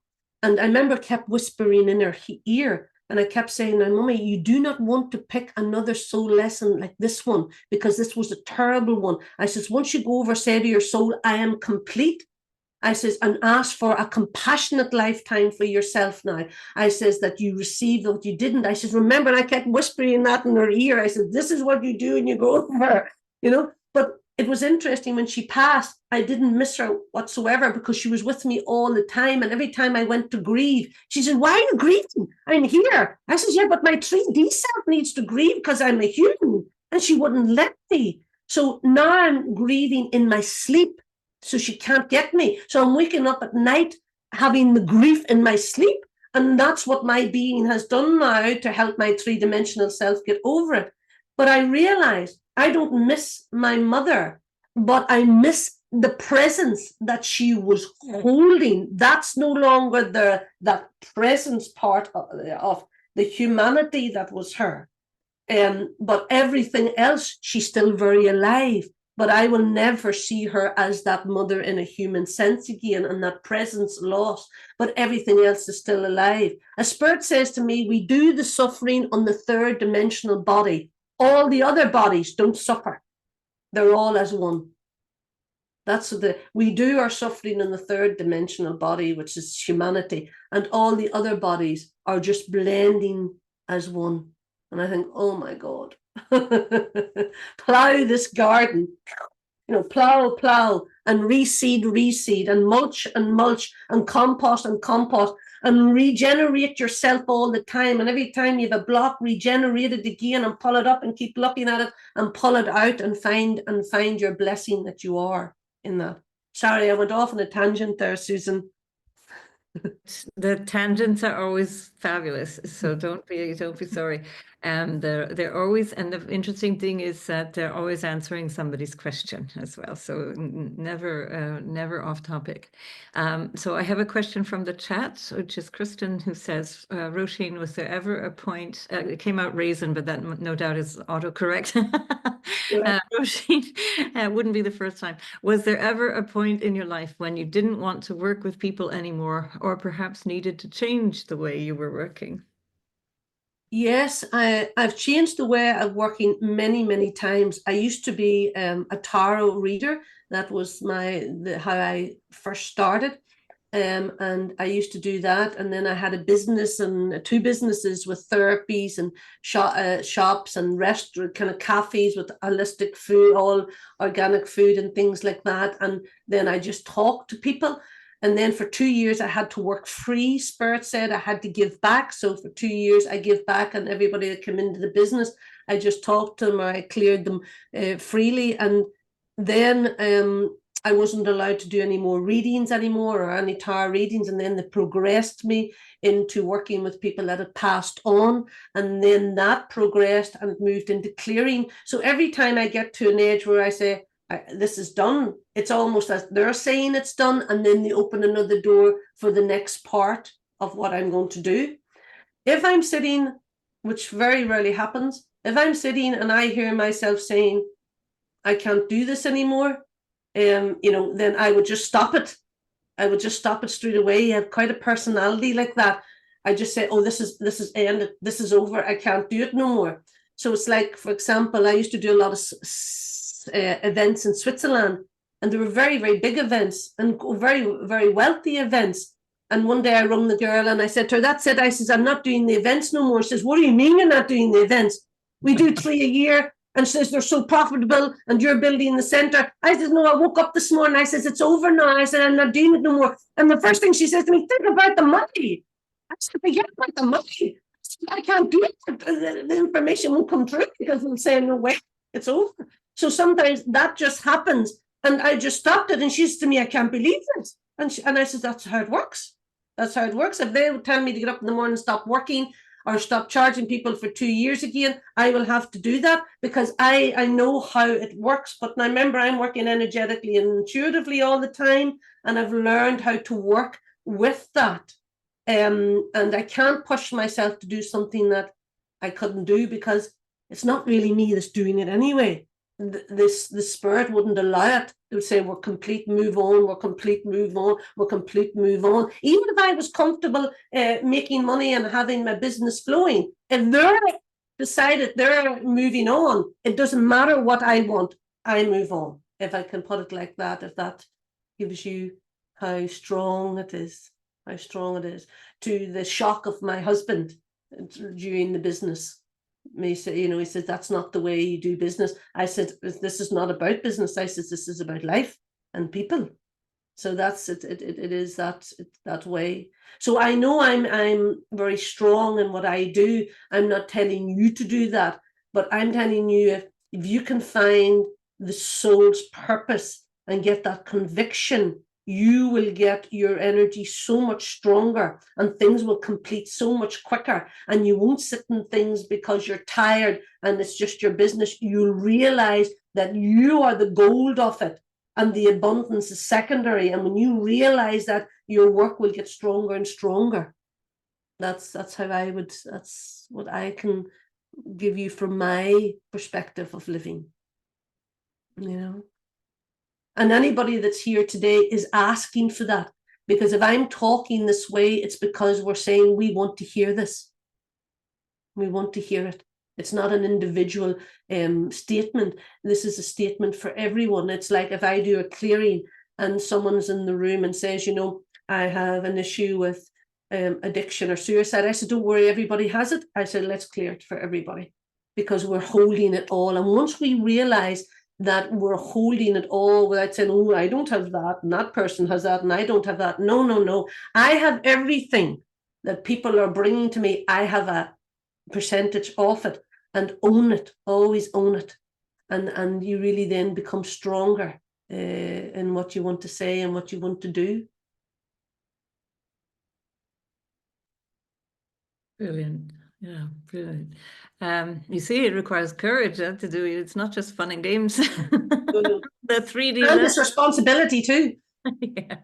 There we go. Bettina, you have your hand raised. Yeah. Sorry, and in the meantime, I'm just going to disappear for 1 minute to feed Meta. She's bothering me for her dinner. I'll be right back. So, hi, Roisin. Hello, Bettina. Yeah, it was incredible what you just said.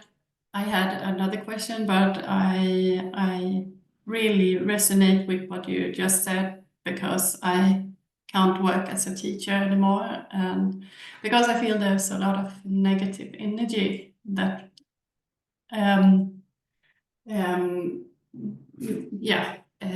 make me not feel so good. I have hard time blocking it and things like that. But my question was actually, what would you say it's important when you have a reading with someone, and you have to be open and sensitive, but at the same time you have to protect yourself. So in my world, that's a little bit contradictory. Could you maybe say something about that? What is Do you understand what I mean? yeah, what's your rising and your moon? My rising is Sagittarius and moon Capricorn. All right, okay. And what's your And I north have Neptune on my ascendant. and what's your north node? In Aquarius. Oh, right, so it definitely is your time then. And I have Mars conjunct as the north node. So is it only astrology that you do, Bettina, or do you do something else? Actually, since 2020, I have got some downloads and experienced some spiritual things, different kind of things. I have seen auras sometimes on people. Yeah, because I'm feeling that the astrology really is only a doorway for you, but that's not fully what you're meant to be doing. Because you have what's your name? What? Tell me. You have a Dwal Kul. Do you know Dwal Kul? The master, Dwal Kul, the master. He wants to work with you. So he's the youngest. He's the youngest ascended master of all the masters, and yeah, and he wants to work with you because they're telling me that the astrology is only the door. And the reason sometimes that was a great question, because also sometimes when you're actually having like blocks or issues, it's because Spirit is actually trying to tell you it wants to take you in a different direction with how you're working and do something else, because how else can they get our attention? Somebody says to me, the only time I get a holiday is when I get sick. I said, well, that's why Spirit has to make you sick then. So, it's, somebody said to me, why is that not working for me? And I said, yeah, but maybe Spirit's trying to tell you to go a different way. Why are you seeing it as a negative? It could be a push, because Dwal Kul is coming in, and it's almost like you're meant to be. Astrology is only a doorway. You see, you were a physician in a past life, so you were, and you were to do with the brain. So you helped a lot of people around the brain, or something to do with the brain. And you were in Germany or somewhere around there, and that's where you used to do it. So anything to do with Germany might be important, or essences to do with Germany. You don't even have to go. Essences would be good to take from there, because that could release and open up these other messages that you're meant to come in. And there could be a little bit of as well that you don't think you can do it. And you learned that from a teacher in the school. She's not nice here. I can see her. She's quite nasty. And something affected you in school. A teacher didn't support you when she could have. And you felt then you don't think you know it. Well, I'll tell you, you really do know it. Like, you really, really do. So you just trust that. There's some tears there and a sadness with that you didn't get that support. So I'm just going to ask to let that sadness go.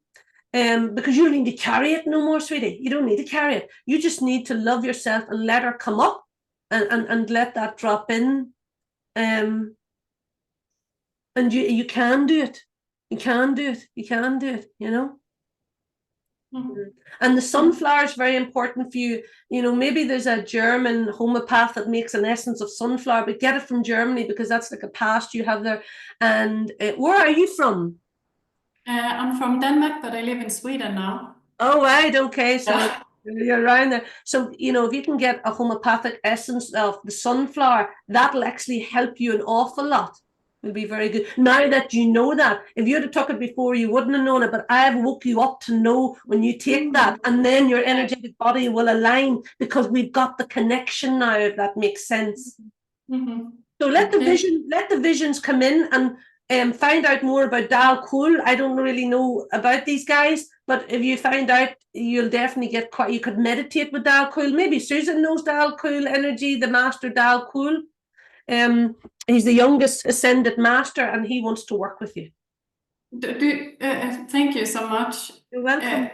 Could I just, do you know how it spells his name, or because I? No, I'm totally dyslexic, so I can't spell. So let's see. Just so I can find this. Somebody in the class knows this master because he says somebody knows him. Yes. Well, Okay, thank you, Miriam. You know who it is then. Yeah. There you see. That's the Magdalena. The Magdalena came in there with the answer. Said somebody knows me, so Miriam must connect with them in some way. Yeah. Okay. Thank you very much. I see Juanita. Hello, Juanita. Kiss. Big kiss back to you there, Juanita. I forgot that Juanita was on. So, folks, super. So are you finished, or can we go on, or what do you think? Sorry, I didn't mean to interrupt. No, you're okay, Susan. Alrighty.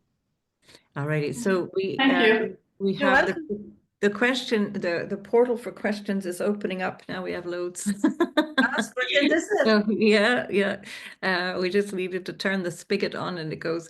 Elsa, you're up next. Oh, wait. Sorry. Was there a question before Elsa? Hang on. Oh no, we just asked that question. So Elsa is up next. Hi again.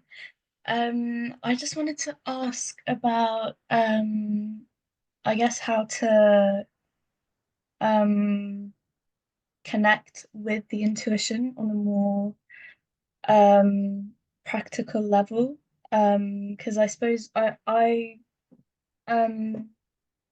think, well, I personally feel a lot through my body, but often I have a disconnect between the feelings. So I was just wondering if through meditation or if there's any other way that would also help, because yeah. Like, so what is your rising, sweetie? Leo. All right, okay. And your moon? Leo. And your north node? Aries. Wow. See, that's what I knew. You had a bite in there, tender, but I wanted that leader that I was saying earlier on. I think it is, we have to get you not to be afraid to feel the anger or the passion or the energy of passion for you. You're holding back a bit. What we say? We're going to mature now, okay? We're going to grow up, okay? So the child is going to grow up and the child can meditate. The child is going to go up and she could connect with the crystal sound bath, because the child would really love that, because it would really help you connect. Also, like I said, the bioresonance would calm the body and open the body up for you to connect with your feelings. Or it all depends how you believe in prayer. Do you believe that you are the divine consciousness, and that prayer energy can connect you as well? So if I said to you, Eliza, that you're afraid of your power, the king, the Leo in you is afraid of the ram. You're afraid of your power. What's the worst thing's going to happen if you take your power? What, you get it wrong? I don't think so. You kill somebody? I don't think so. So what's the worst thing that's going to happen? Nothing. You're just going to evolve, mature, and grow, and you'll be able to allow yourself to feel without being afraid to feel. So it's safe for you to feel, I'm telling your energy there. So meditation can bring you in, but sound bath, especially a crystal sound bath, not the Tibetan bowls, because that's too heavy for your soul. The crystal sound bath, if you went to like that weekly, I think you would start being able to even feel more, especially with that Aryan North Node there, because you have to go into your assertance, you have to go into your independence there and get out of your comfortable zone. Yeah. No. And there also is art around you.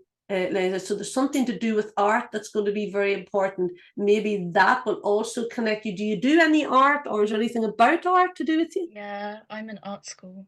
Ah, sweetie, wait, I tell you, you need to just find things and let that, and that's going to really great open. But you know, when you're doing your art, you need to have crystal bold sounds downloaded, playing very lowly, because it's not about you hearing it, it's about your being hearing it, because it hears it intensely, and that will let that connect with you, with your feelings, with your art even more.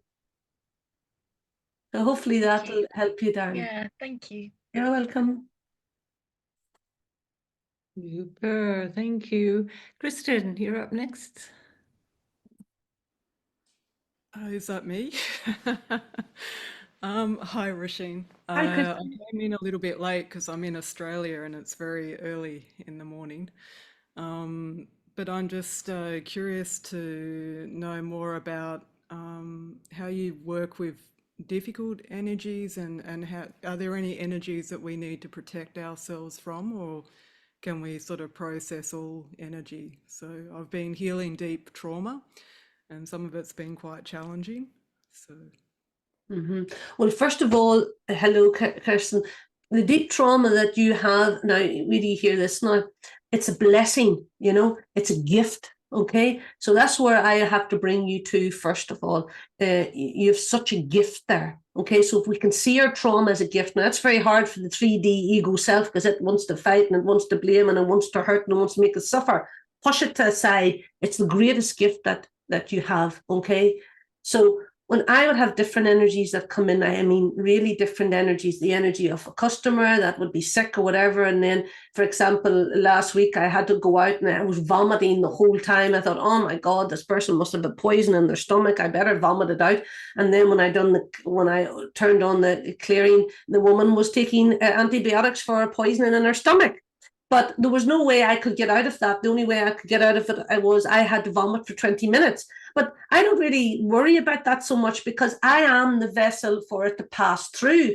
I don't give it a big, awareness. Like when I was opening my first center, for the 3 days before I could open it, the negative energies put me on my knees. So I had to be on my knees with pads on my knees and walking around the center on my knees. And every time I tried to get up, I was getting hit with the energy. It was trying to stop me opening the center, because I was creating a little prayer room in the center. So I knew I was fighting a different energy.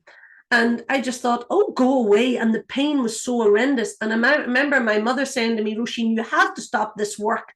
I says, not at all. I says, I'm not going to stop me. I says, that's the best it can do. And I was in excruciating pain.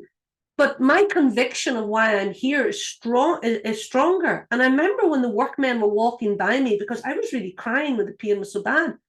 And he stopped at me and he says, oh my God. I says, listen, don't be giving me a stage. It's just an ego, I says, it's fighting. Move on. And he got this one. And that's because I know what it's about. It's playing with us, and the energy plays with us. So, and then you can have the attacks. You may have worked with someone before in a group, and a lot of people join different groups, and then they can get, the ego start to fall out with each other, and then attacks can come through, as I call the spider web, and then you have to work through that. And I would have different people coming through my body that have maybe 3 years ago that wasn't happy that I said, no, I'm finished working with you. I can't work with you anymore. And they're still angry, and I can still feel that coming in. And then what I do with that anger, I say, no, I told you I wasn't working. You have to go. I said, I'm going to keep throwing you out. Just talk to it, and I keep throwing it out.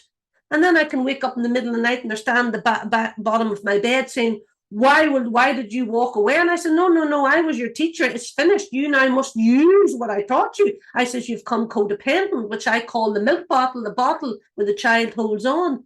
So there's so many different ways, but you have to talk to the energy, and you have to filter which one's coming in. Is it an attack? Is it a customer that you're working with and you go through it? Sometimes you have to accept it. You know what I mean, Kirsten? I accept so much that comes through my body, because I know, soon it'll be gone in a day, because it's only that person or whatever. And it's just the way I live. But if it's stopping you really living in a way, then that's different.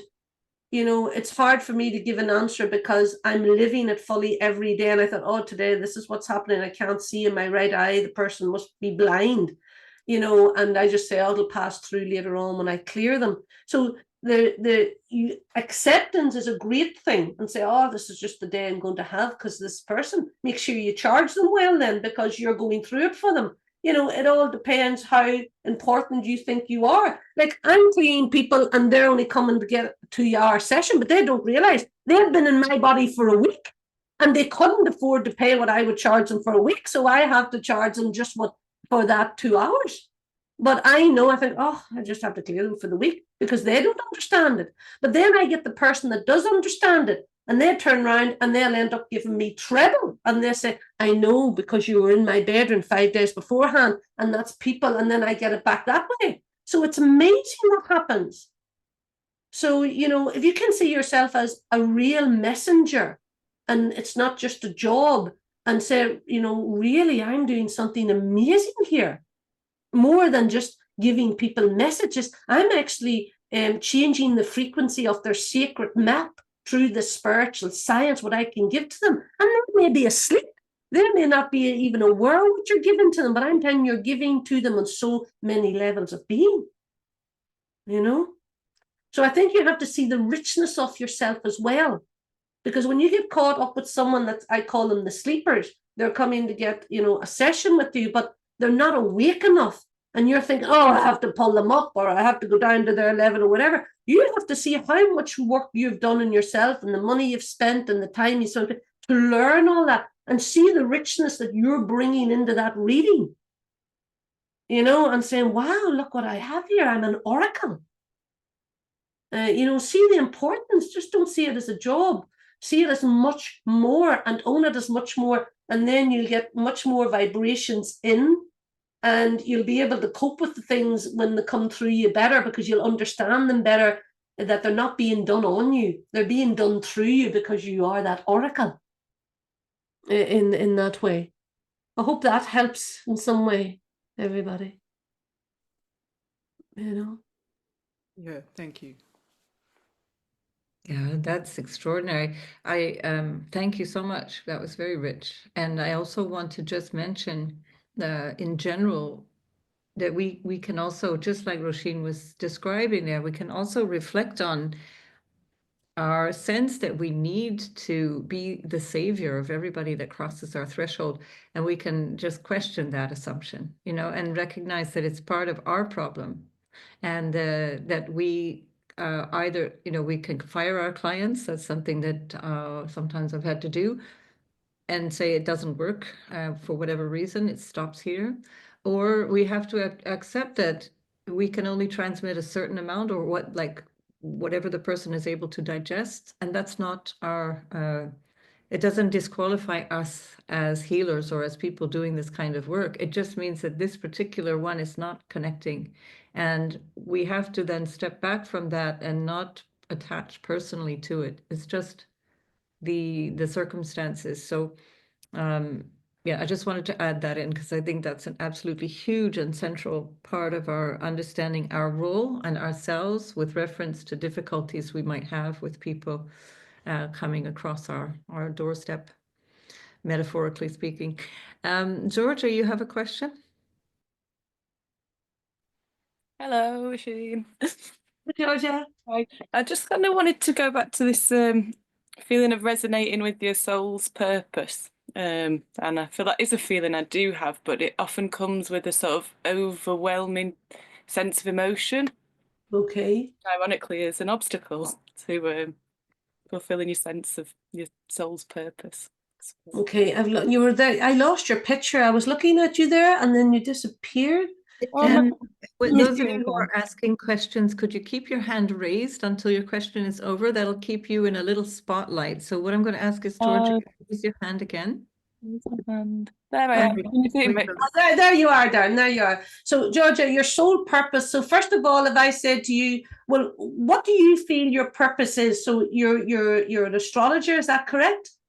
No, I'm just well, I'd like to be. I definitely feel like I'd like to do that. I feel like my soul's purpose is to have energy coming through me, being transmitted through me in some way, if that makes sense. Yeah, that makes sense. So you see, when you're talking, I've lost your picture again. So some, see that, to me, that's energetic. You're being tucked out all the time. Every time you get the stage, you run away. So you see that, we know that that's that energetic energy. Well, I have to tell you, Georgia, even when you're talking, you're asking a question, but you're afraid to ask it, and you're thinking maybe the question's also stupid. So there's a part of you, somebody has made you feel stupid in some way. So let's get that out, because you don't need that, and that's usually learned in school anyway. So there you go. I got you now, sweetie. So a lot of you is thinking that you're wrong. Well, I'm going to tell you a lot of you is right. So you're actually quite a fairy. So I don't know why you should be working with fairies. That's what you should be doing, because you have them all around you, and you have a lot of sacred wells around you. So you're more connected to the elementals and the wells and things like that. So that's really your sole purpose. Did you never think of doing homeopathic or doing plants? Because you have all these plants in your hands when I look at you. That's funny. We were raised with homeopathy instead of, we never saw normal stuff. Oh, you got it. So your parents, you picked parents that were awake. So how can you bring that awakened state into you and stop being afraid? It's very hard to be in this 3-dimensional world, because it's full of nutters and they're all asleep anyway. You know what I mean? I've been fighting all my life to it. That's how you have to realize it's a hard game, because you can't get confirmation of the sleepers. If you go to a friend that doesn't understand, saying, what do you think I should do? Or they're going to close it down because they don't understand. You need to be around awakened people to feel normal, if you know what I mean. So you have a real elemental energy, like it's beautiful. You have all these plants coming out of your, green fingers of tincture. So you have this wisdom, and you have this childlike quality. So your soul wants to bring almost like that childlike energy back to people, because it's so tucked out of us. You're from children, you're either told to keep quiet. Well, I was, and in that way, and the children won't talk into the conversations. Now children are so different. There's so many things for children. There's too many things. Like the children are, they have no discipline. So you need to bring that lovely sense of lightness and freedom, and stop being afraid to express it. You're almost nearly apologizing for being the beauty that you are. I say, how dare you do that to yourself, sister? Come on. You need to fight for that beauty, because that's what we need to fight for. We need to fight for these energies that have been pushed away, that have been made fun of. Even like if you look at the churches, you say, oh, strong, the devil. Oh, come on. It's because they didn't want people to have their power. And we have to, as beings of light, we have a duty to really be the voice, and we are the candle. The flame can't go without the candle. We're that candle. Say, come on. And you need to focus more on that, because you have an awful lot of, the story. What's the story, Spirit? Alice in Wonderland.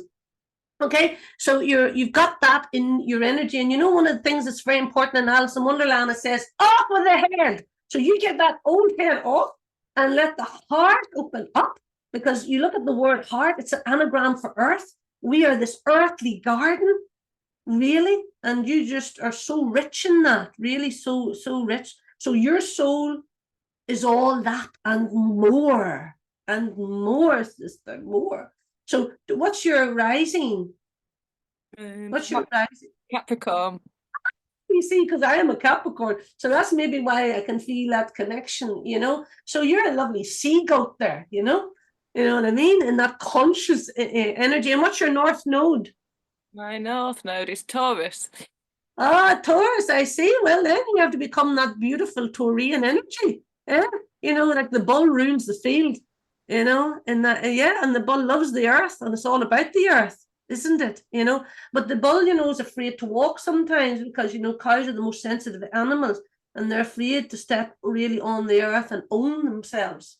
So you just own yourself, because then all them fairies. Do you have a well where you live? There's a lovely well zooming around you. When you're a child, did you drink from a spring well or something? Yeah, we had spring water. My mum used to travel by car to collect spring water. Your mother she's the oracle, dear God. So you need to connect and get the well and work with wells or create a well. So that's your soul. That's what I feel your soul is telling. And you could use your astrology then to know how to the right time and the right place, the way the planting of the moon, Susan, and the different energies of planting in the right way, all them things to do with herbs. You should take a course in herbalism or something like that. You're brilliant. Like we're all brilliant. That's what's wrong here. We're all brilliant. Imagine Einstein sitting in the class and the teacher saying to me, the sum's wrong. Hello? At 4, so we're all brilliant, and there's so much on top of us that we don't realize we're brilliant. And you see, when someone touches that, or you hear a song, or someone says something, or someone acknowledges you, and you cry, you're not crying because you're sad, you're crying because you think, oh, Jesus, I know I'm in there. That's how brilliant we are. And when you meet people that can touch you, you hang on to them, get those people, because they're the people that will nourish that, that part of you. Don't give up, because I've walked this journey for a very long time. I left home when I was 15 and a half and couldn't spell, couldn't read, couldn't write, nothing, total dyslexic. And all I heard was the voice. And that really is my strength. Even the smartest person in the world said to me, well, I think it's this way. I said, well, I'm sorry. I said, it's this way. Bye-bye. I'm telling you, that's what I see. I'm not interested. They think I'm right or wrong. I give the message and say bye. And in that way. So you go and sort that out and go focus on that there, and let that wee child dance in there, and whatever pushed you back or whatever made you feel I'm not important or I can't speak. That's just a lesson you come in to learn. You just speak away, you'll be grand. All right? Okay. All right. Hope that helps. That's lovely, thank you. And then when you get all your herbs, you can come over and help me in Trinity House Gardens in the polytunnel. All right. Okay, great. Thanks, Georgia. That's great. And Miriam is next. Hi, Roisin. Hello, Miriam. So my question is that I'm a therapist, and there are times where I know that I get channeled messages. I just say them, they come out. I can't. And then people will say, will you say that again so I can write it down? And I say, no, I'm sorry, I can't. It's gone, right? It's just gone. It's like out in the ether, it's gone. But I also get those messages sometimes after meditation, and I journal them, and I have them in a journal, and I don't know who they're for. And I just wondered, do you have any insights or ideas for how to, I have many journals filled with these types of channeled messages, and I just don't know where they're supposed to go.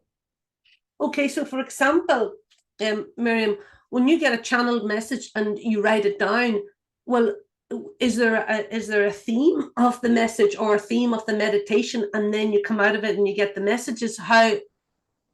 Yes, what I do is I do something that's called a table meditation, which is by Lisa Miller, who's a psychologist. So I invite all these people psychologically to my table, people who love me, and then I invite my higher power and my higher self, and I just ask, what do I need to know?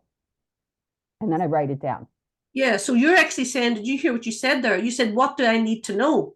And they're just giving you information, but you're not saying what do I need to know for a certain person or a certain situation. You're just saying what do I need to know. So they're giving you piles of stuff. Yes, and I have piles.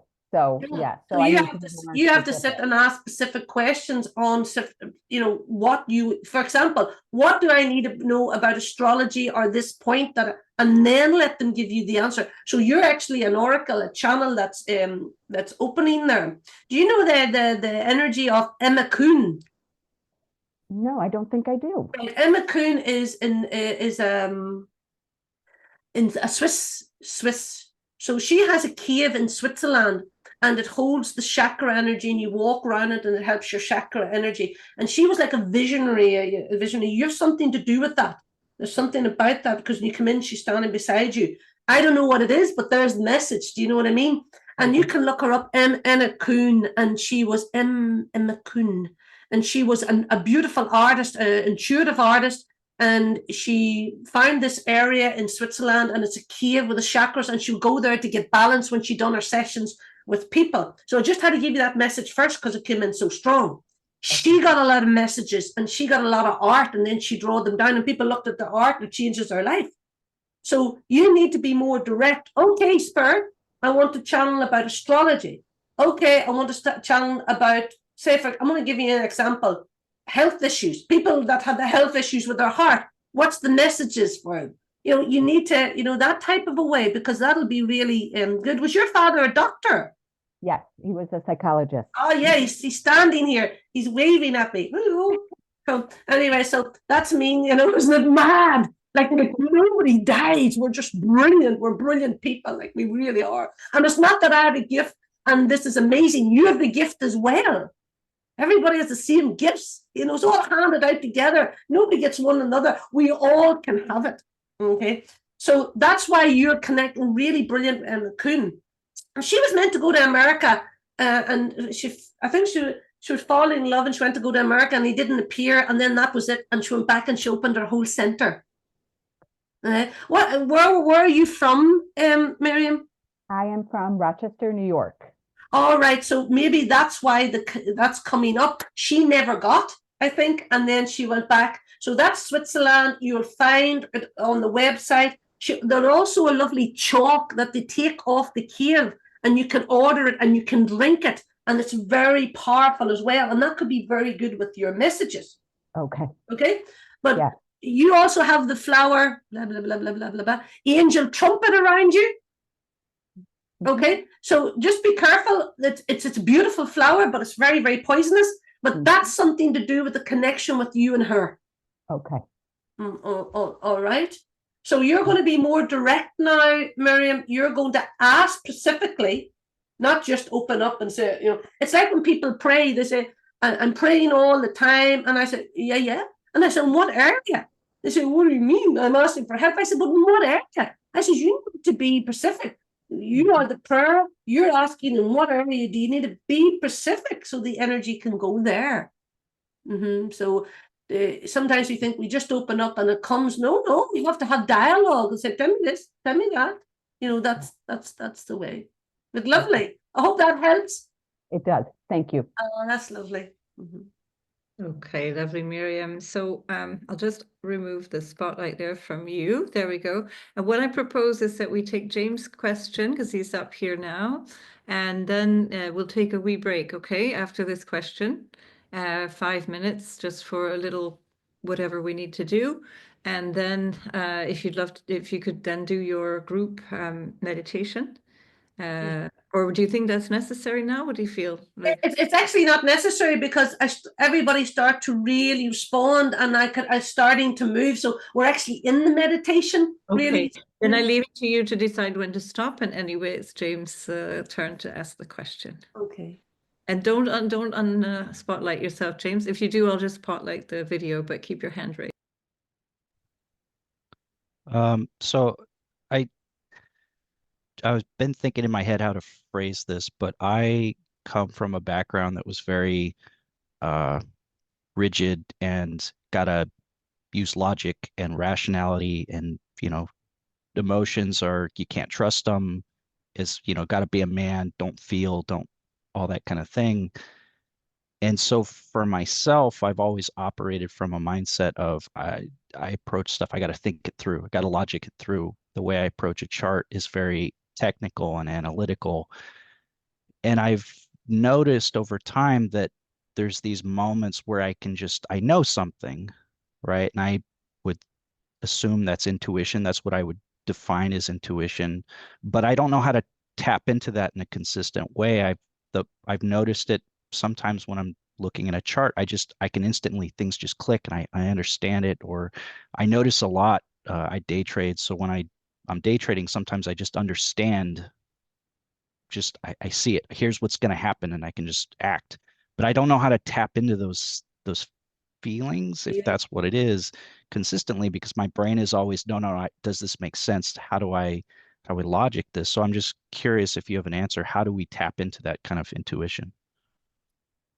Okay, hi, James. James, where are you based? I'm in California. Okay, so you're in California. So when you start to talk, the other part of you said, Roisin, my solar plexus is blocked, and it's blocked with loneliness.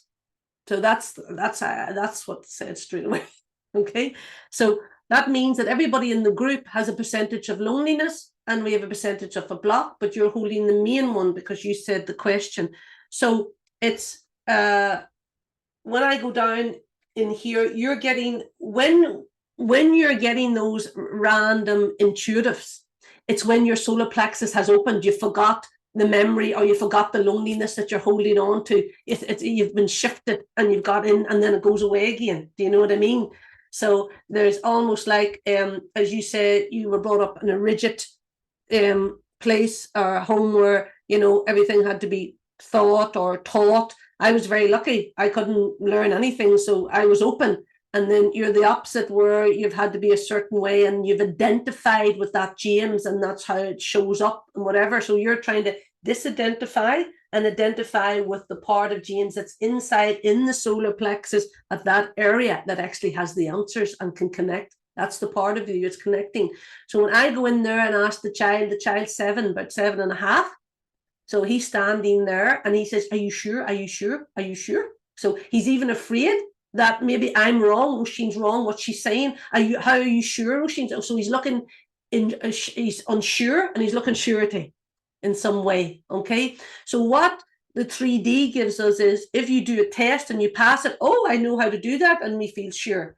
And then it's like a false sense of surety because it's not really that way. So now we have to get this boy.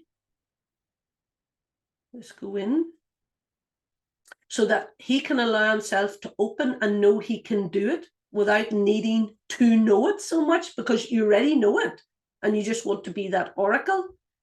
So the unsurety has to be replaced with I am sure now. That's what we're just saying in the energy, James. If you can take that, that's what we're trying to say.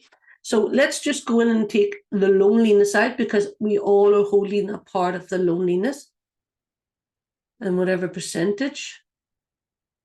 And then there's a little bit of agitation and anger at the self. So when you don't do it that way, you get angry at yourself, and that's not the right thing to do, because this boy's trying to help you.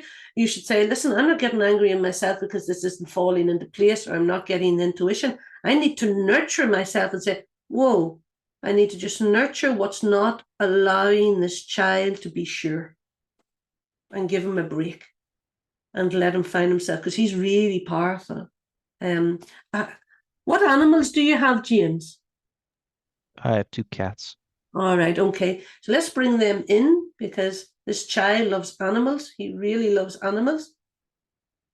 And it's almost as if it's a little bit regime here where you weren't allowed certain things, or there's a programming that you're not allowed certain things unless you're good. Let's release that, whatever old energy that is. You already are good. You come in good. You don't need to be good. You already are. So let's release that. And he's thanking me now. So this is your color, James. Let me just see if we can get it in for you and shift it so that you already are intuitive. You already have it all. It's just the solar plexus has been blocked, disempowered, and there's loneliness. We remove it and we put in sure. I am sure, and I can trust. And what color do you get? What? Oh, Jesus, that's a bit hard. What color do you get when I say that to you now? Blue. Okay, now I want you to ask the boy, and now you say to the boy, give me the color so that I can hear you. You say the words now. Don't just say, oh, Roisin said it. I want you to communicate with this part of yourself that's talking to me, and I want you to say in your mind, James, give me the color that'll allow me to hear you. What do you get? Don't doubt it. Let it come. Green. Correct. Good. Now, that's this boy I want to talk to. I don't want to talk to that boy in the blue. Not interested in him. I want to talk to this truth of this child. So you need to start talking and having dialogue with them. A wee bit like Miriam talking and having the dialogue. She's going to focus now. You're going to say, I'm going to start talking to little James, but you actually have to say the words. So when I said that to people, they say, oh, yellow. I said, no, you didn't ask the boy. I says, I want you to start talking the way I'm talking. Give him the stage, give him the, how would you say, the respect and the love that you realize this is a dimensional part of yourself that's listening and hearing and breathing and coming through you. So hopefully that helps you, James, with your green. Yeah, that was very helpful. Thank you. Okay, you're welcome. Lovely. That's very nice. Very, very nice. Before we continue, is there anyone here that's sitting with a question and you're a little shy about asking? Or you feel like it's not silly old me, I have no questions that are worth listening to. Does anybody have? Yay, Saskia, there we go. Okay. I find this super emotional as well.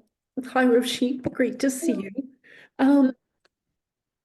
After my session with you, it was amazing. But I still feel like I'm not, there's stuff going, a lot of stuff going below the surface, but I'm not able to bring it up. And I'm wondering if you have any ideas on how to bring that up, bring it up. Yeah, it's overwhelming, you know, because the energies are so heightened now and you're so super sensitive. Like, let's put it like this. Everybody is being overwhelmed with the energies because the energies are so high. So give you an example, okay? This is an amazing technology. No, it's not. I am the amazing technology that's holding this technology that humanity created. And it's to know how powerful we are as this technology of life, okay? And everything else is playing, catch up.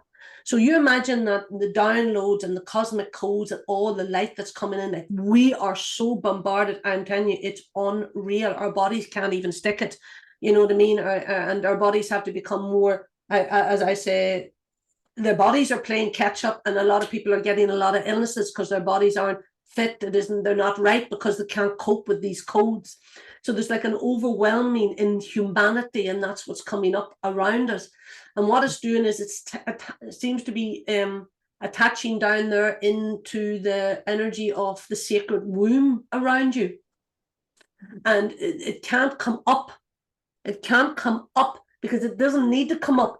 It needs to go out. That's what I'm being told, instead of coming up. So there's something that you have to drop, let go of. So you're showing me a garden and bare feet, like a way back and old. Maybe you were, like a sacred witch, or with some type of potions, and you're in your bare feet, and you're showing me pregnant, and you're walking around talking to the earth and giving it to the earth. So it's almost like I'm hearing that you have to go on your bare feet and you have to let it go into the earth instead of it coming up to go out, if that makes any sense.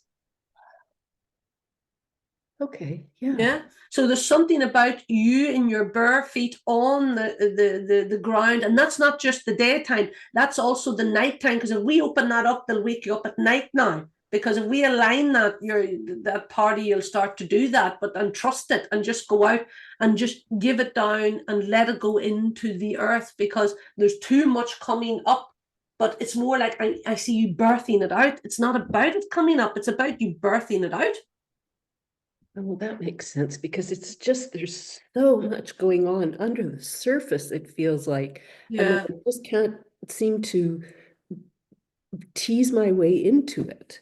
Yeah, So, because you're not meant to. It's not something that you're meant to be owning. It's almost like you're just like a vessel, like this woman walking around. You have to understand, everywhere we walk, every moment we walk, we are a point of light creating a grid. And our ego doesn't let us know that, of course. So we think we're just doing what we're doing, but we're not. We're sacred vessels connecting grids and connecting each other and the tribes and all that. You're doing that, but you're meant to be doing it for the earth in some way and giving stuff in. okay. That's what I'm hearing. I can't really tell you any more about it. What is it you're giving to the earth? I think that's going to be revealed to to you. Maybe you need to look up, let me hear this word that they're saying. A light walker, not a light walker is bringing in information, but a light walker changing the vibration of the frequency of the earth with your feet. I don't know, but if you Google that, maybe something will come up. That's what I do. When they give me messages, I Google it and then see what comes up. Into the earth. Okay, thank you so much. You're welcome. Thanks, Saskia. So, and then Cheryl, or Sherry. She answers to many names. There we go. I do. It's Cher or Sherry. Hi, Roisin. It's lovely to see you. I was just on the clair essences, the clair senses. I have a tendency to walk into rooms and get threads of conversations. And I'm not sure if it's my paranoia or whether it's it's correct. Right. And I've done, before I got into astrology, I've read cards, you know, and tarot cards, and I find that I go into a very slow and deep interpretation feeling when I do that. It's usually for people I know, so that might be that I'm harvesting information from my subconscious or something, but just for a complete change. Okay, so what that's all very interesting. So it wasn't so good what you said about, you know, maybe I'm you know, barking mad. We have to be very careful with our language, you know, too, because we're high beings and everything we say we do create. And back in the days, what we said we couldn't create because the energy was too dark, but now the energy is very light. So be very careful what you're saying, because these things are really being created. So are you asking me about, are you getting messages? Are you asking me what to do with the messages? Or are you not sure? Sure, what is it you're actually asking me? Just that, you know, whether I should be trusting myself, my Yourself. feelings. Yeah. Okay. So what's your rising? Cancer. Okay, so you've got a blow to the head. Did you see someone getting hit by the head, or did you fall and hurt your head? There's something around the head here. I've had a few incidents with the head. I fell off a horse and got kicked in the head, and fell on these things in the head has happened because you are another oracle that has to be awakened. So really all the four clairs is open with you, but you mightn't be aware of it. So if you talk about the four clairs, you have the crown, which is immediately knowing. You just know, a wee bit like James said, I just knew. That's your crown chakra, that immediate. Then you have your third eye, which is your seeing, and then you have your throat, which is our hearing, and then we have the hara, which is the feeling. So to me, you have them all opened, but you may not be aware that you have them all opened. Do you know what I mean? So, you know, when you hear those voices or whatever, I think you need to stop and also see what you hear, allow yourself to feel, and then allow yourself to see and allow yourself to know if you can sit with that, because it's like you've been hit. All I see is your head has been open so that you could start to, you know, work between the worlds. If you're a wee bit like a time traveler, so do you not find when you're walking about that you're thinking, am I here at all, or am I somewhere else? That's what I'm feeling with you. Do you know what I mean? Yeah, I kind of I've moved and I've traveled in the last 3 weeks, so I'm feeling that I'm in all places at the same time. Yeah, and you know, don't see that as a negative. Embrace that. Say, okay, my frequency is everywhere, and it can be, and I am just the oracle here to get more messages wherever I am. Because everywhere I've traveled in my life, when I was young and didn't know that I was going to be doing what I'm doing now, I had to go back and visit the places that I was as a child, and even just random holidays, and I had to go and collect the essence that I left there at the place. When I start to really realize, wow, this is amazing. I'm meeting myself in these places. So you're kind of like that. but there's like an old man there with you, and you've got him for lifetimes. Who is he anyway? Let me see. He's like an old kind of professor, and he never lifts his head up. I don't know, like an old professor or whatever. Was there anybody in the family that was in a college, or a college was named after them, or they were doing something? Can you make a connection with that? My dad was a doctor, you know, teaching students and everything. Okay. Here. I don't have any, or at least I can't say that we have professors. I've got sea captains on my mother's side, sailors all the way through. Yeah, well, his name is actually Eamon. That's his name, and you've picked him up somewhere. Were you in Scotland or Ireland, or have you someone connected to that Celtic vibration? Me, I'm Welsh. Oh, well, there you go, sister. Yes, Eamon. So he's Eamon, and dear, I didn't. That's brilliant. So it's something about that there, and there's like an old professor. I mean, he's been with you lifetimes. I actually think in one way, because no one's really with us unless we are them. I think you are an aspect of the soul of him as well, if you know what I mean. There's something about that, and there's quite. Have you not thought of writing things down, or you know, like a book, creating a book or some sort? Well, yes, I'm moving towards more that in my later years, as I think it's something I haven't tried. I was going to try, you know, just writing. I can't remember what it's called, where you just let it flow. Writing. You could connect with your 4 clairs, and when you hear the voices sit still, why don't you get a recorder and then, you know, record it out, and then you can write it down after that, or transfer it to written language after the recording, and let's see what comes in and comes through you, because there's something about that and that professor and whatever. There's something at the depths of something to do with chemical or something. There's an awful lot of richness there that you need to go into. An awful lot. Because amazing. Like we've got an amazing garden here, you know, like a secret garden. Haven't we? Wow. Well, I'm moving back to West Wales now. Oh, brilliant. Retrace my childhood steps.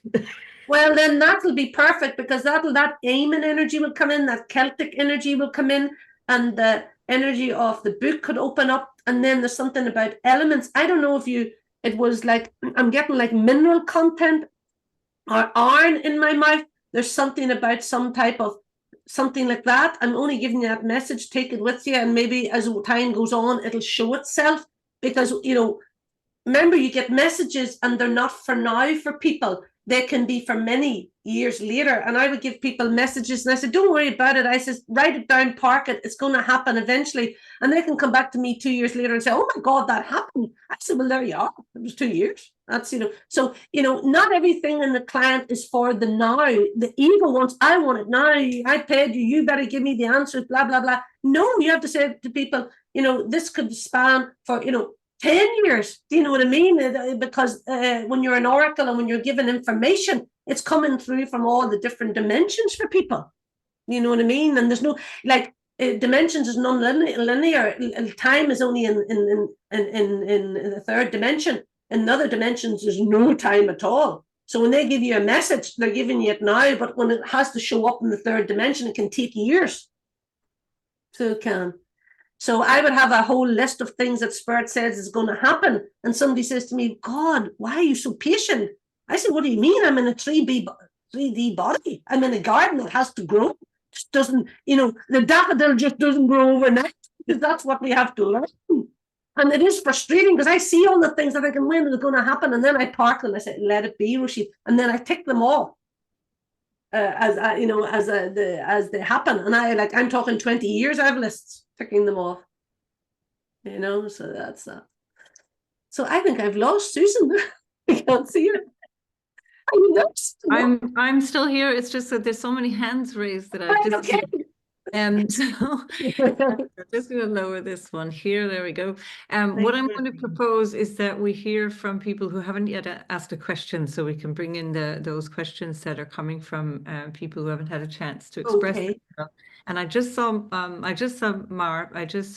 Maria had a question and then lowered the hand. So either that means the question was answered, or maybe you thought it was going to take too long. So Mara, I just want to give you a chance to come back in if you're still here. I think you're still here. Yes, it got answered in a way. Okay. Thank you. Perfect. Oh, hello, lovely sweetie. Did I hear your lovely voice there? Hi, Roisin. I missed you. Oh, I miss you. Well, hopefully see you soon when my wings go towards Europe. Okay, well, I'll put a little bit of energy in there to make that happen. Not just yet. Lots of work to be done here, but yeah. I keep it close to my heart. Thank you. Yeah. Don't worry too much, Maria. Don't worry so much. You're worrying there. Don't be worrying. You know, everything may look that it's confusing, and it may look that things aren't going the right way, but remember, everything is going the right way. It's just catch up. So just let that anxiety out of your wee head there in your stomach. You're not doing anything wrong, and you're not meant to have the answer at this present minute, but the answers are falling into place, and it's all going to be all right, they're saying. That's exactly how I feel. Oh, yeah, but you're right. It's still working because there's so many layers of me. Yeah. Mm-hmm. Thank you, beauty. My beauty. Okay. So, all right, lovely. Thanks for that. So we're going to jump over to Madge. So if you can just unmute yourself. Okay. Hi, Roisin. Hello, Madge. So I've had a lot of changes in my life this last 12 months, and I'm moving in a different direction. And my question is, I'm trying to figure that out and what that looks like. And I'm focusing on my writing, my coaching and healing, and obviously doing some astrology. So I've got a lot of things going on. But at the back is this feeling that my biological family are not happy with what direction I'm going in, to the point where I haven't actually told them everything that I'm doing. And so I keep feeling this push and pull where I want to move forward. And I feel like I'm doing it by myself because I don't have their support. But then I feel that maybe I should just be strong enough and just push forward. And I suppose the question is, how do you reconcile where you want to move in a different direction, but your family may not, they may not support it, and I don't feel comfortable enough to really even express all of it to them? Well, it's basically how you can cope with this is, say, I'm just going to give you an example. So my husband's a publisher. I'm not a publisher, and I don't want to be a publisher. So he does his publishing, and that's what he's meant to do. And I do mine, that's what I'm meant to do. I don't need him to confirm it, and I don't need him to agree with it. He doesn't need me to agree with him being a publisher. But if something in me doesn't believe in myself, I do need him to agree with me, because I'm looking confirmation. So once we know who we are without fear, then you can walk beside anybody in your family, and it doesn't matter. It only matters if you need confirmation, and that's a very deep thing that a lot of people carry without realizing it. Got it. Okay. I'm looking for them. So if you just go, let's just shift a wee bit of the energy there for you in your chest. You're carrying an awful lot of your father for some reason in your space. So we just open that up, because when we don't, when we're looking for confirmation on some level but don't know we are, we can have then an anger at the family or at the group, right? So I'm saying to you, you don't need them to tell you who you are, but a part of you wants them to tell you who you are, right? So let's look at that part that wants them to tell you who are, and I'm going to tell her who she is, right? She doesn't need else. She can grow, mature, do her stuff, do whatever she wants, and bring in her blending or healing and whatever. And she just needs to confirm that that's who she is, and let everybody else get on with their stuff, and then meet the people that align with that, because we can have many families. So I would have a Rainbow Lighthouse family, I have a Trinity family, and I have many families. And I only have one daughter, and I always say to my daughter, out of all my daughters, you're my best one. And she said, And, you know, and she starts to cry. She used to crack up now. She laughs because she sees it. I said, we're all connected, but everybody can be the same. So it's something about this 11 and a half. So this girl, this woman in you, and it's something about the females in your line, in the family timeline. There's something about the females having to walk behind. And so they have to fight to be seen. So we're saying you don't have to be fought to be seen. We're out of that old energy now. The divine feminine is very much worshipped now, and she can fall into place. She can be strong. She can be weak. She can be angry, and she can be happy. She can be all the things. But most of all, she can accept herself without needing somebody else to confirm it. So bring that down. Back. You need to do dancing. Did you used to do dancing? No, I didn't actually. It's probably the one thing I haven't never done. I've never felt comfortable with it. Oh, you don't feel comfortable with it? Wow, this is what you need to do, sister. Because once you do that, you're going to feel so much better. Because I want to tell you where you done the dancing. Just let's see if they can. Let me see where you can bring me. It's something like and no good at geography. It's something like Turkish energy, or you know the kind of belly dance. You know that belly dance. You used to do that in a past life, but you weren't respected for it, and it was a tradition and it was a sacredness, but you weren't respected for it. Either the people were looking at you more in a suggestive, lustful way, and that affected you. And that's something to do with the feminine you. If you went into any type of dance class, you would heal that, and that would be brilliant for you.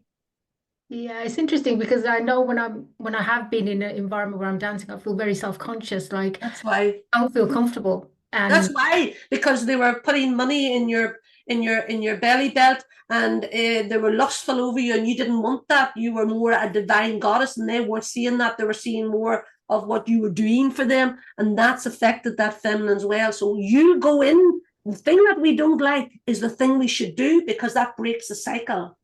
Yeah. And you need to have some yellow in your wardrobe. Ah, got it. Because this color is hard for you for some reason in your energy field, and that will let you open. And lovely. I hope that helps you. It does. Thank you so much. Okay, done. Thank you, Madge. And Edith.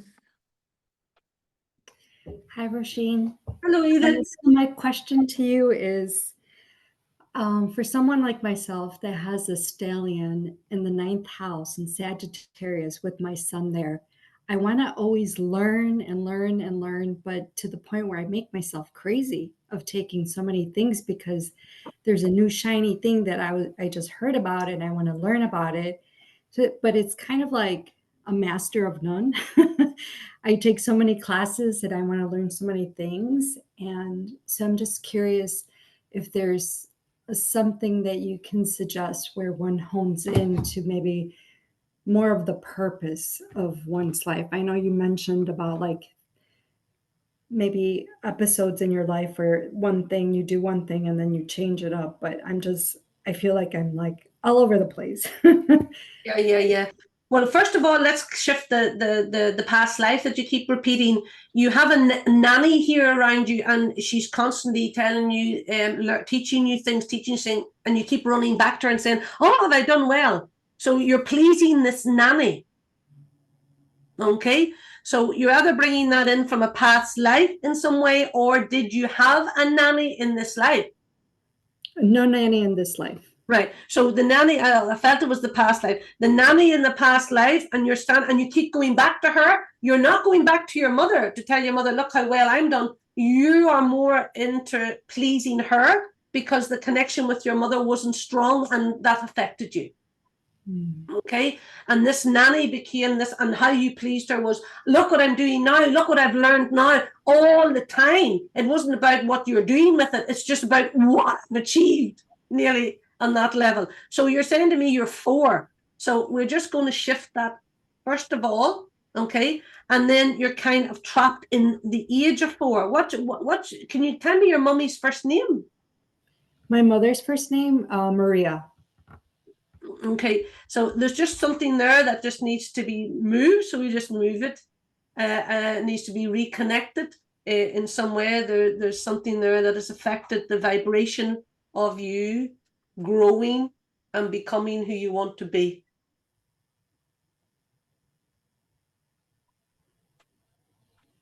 What's your south node?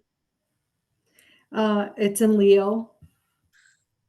The baby wants to play, you know. So let's move the energy.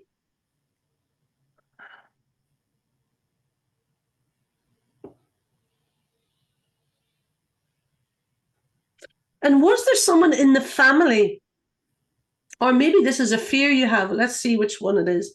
Was there someone in the family that had a growth problem? They're either too tall or too small.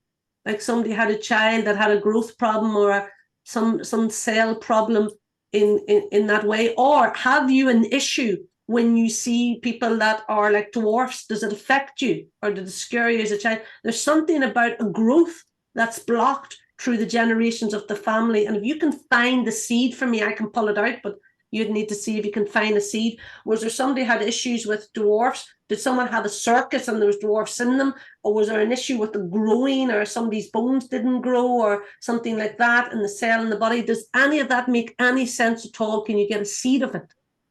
Not at this moment, no. Right. Because there's something in... Where do you live, Edith? I currently live in Chicago, but I was born in Mexico. All right, let's go back to Mexico there. Mm.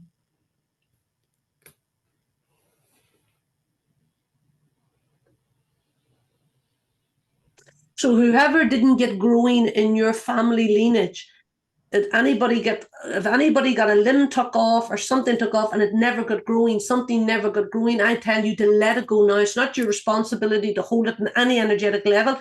It's not your responsibility to hold any hurt connected to your mothering or your mother. Let that go. And you no longer are pleasing the nanny. You're letting that go as well. Okay. Mm-hmm. So now we want you to move in, and it's something to do with where Gemini is in your chart. Where's your Gemini? It's in the 5th house.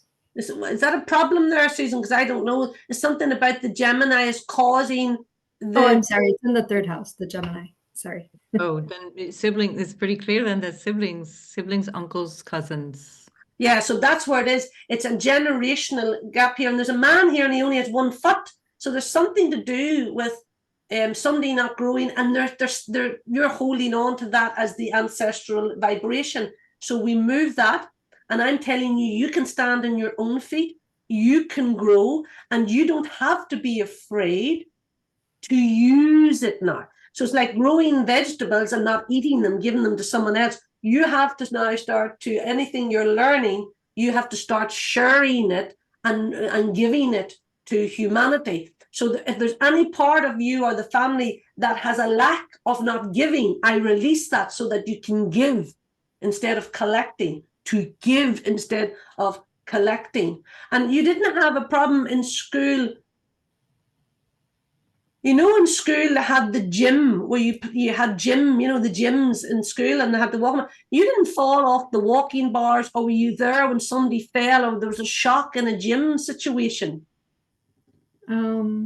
No, but I would, not that I can think of at this moment. Okay, well, I'm just opening that up because you're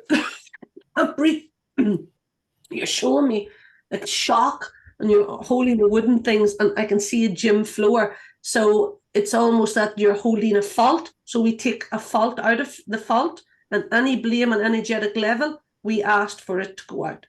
So we asked the Gemini in the chart, the third, to calm down. We ask the ancestors to blend more where you deliver and you start to use it, because you can't keep just doing things and collecting them and everybody else step out of the way. And you're pleasing yourself now, not the nanny. That's what that's what I'm hearing. And you may also have been a twin and you don't know it. That also might be, maybe Susan could look at that deeper. That might also be a part of the problem too, that twin can't grow up and it's going through you all the time. That might be it as well. So hopefully, Edith, that'll shine some light on that. But I think you need to go back more into Mexico and see if there's something about someone never got to grow up, or someone I keep feeling being pushed down or stopped growing in some way. Okay. You Great, know? thank you. But the nanny was more the running back. Now that she's away, hopefully that shifts it for you. Great, thank you so much. And there's Parma violets all around you. So I don't know why Parma violets is all around you. Maybe you need to look up the spiritual meaning to Parma violets. And that may help. Thank you. You're welcome. Thank you, Edith. And now we have Yvonne.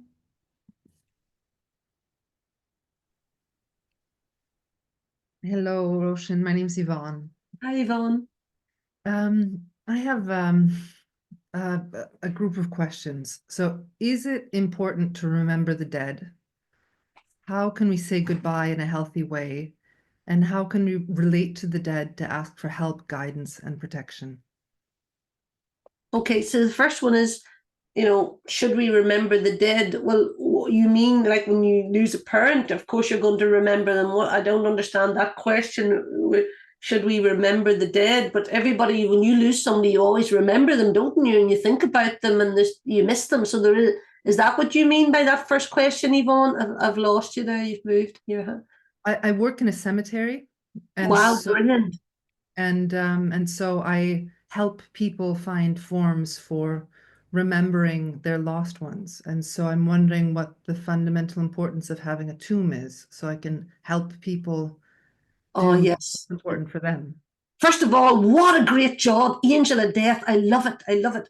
I really do. I just love it. I spend my time at wakes. Honestly, I just love it. It's such a celebration. The birth really in life is the mourning. The death is the celebration, I have to tell you.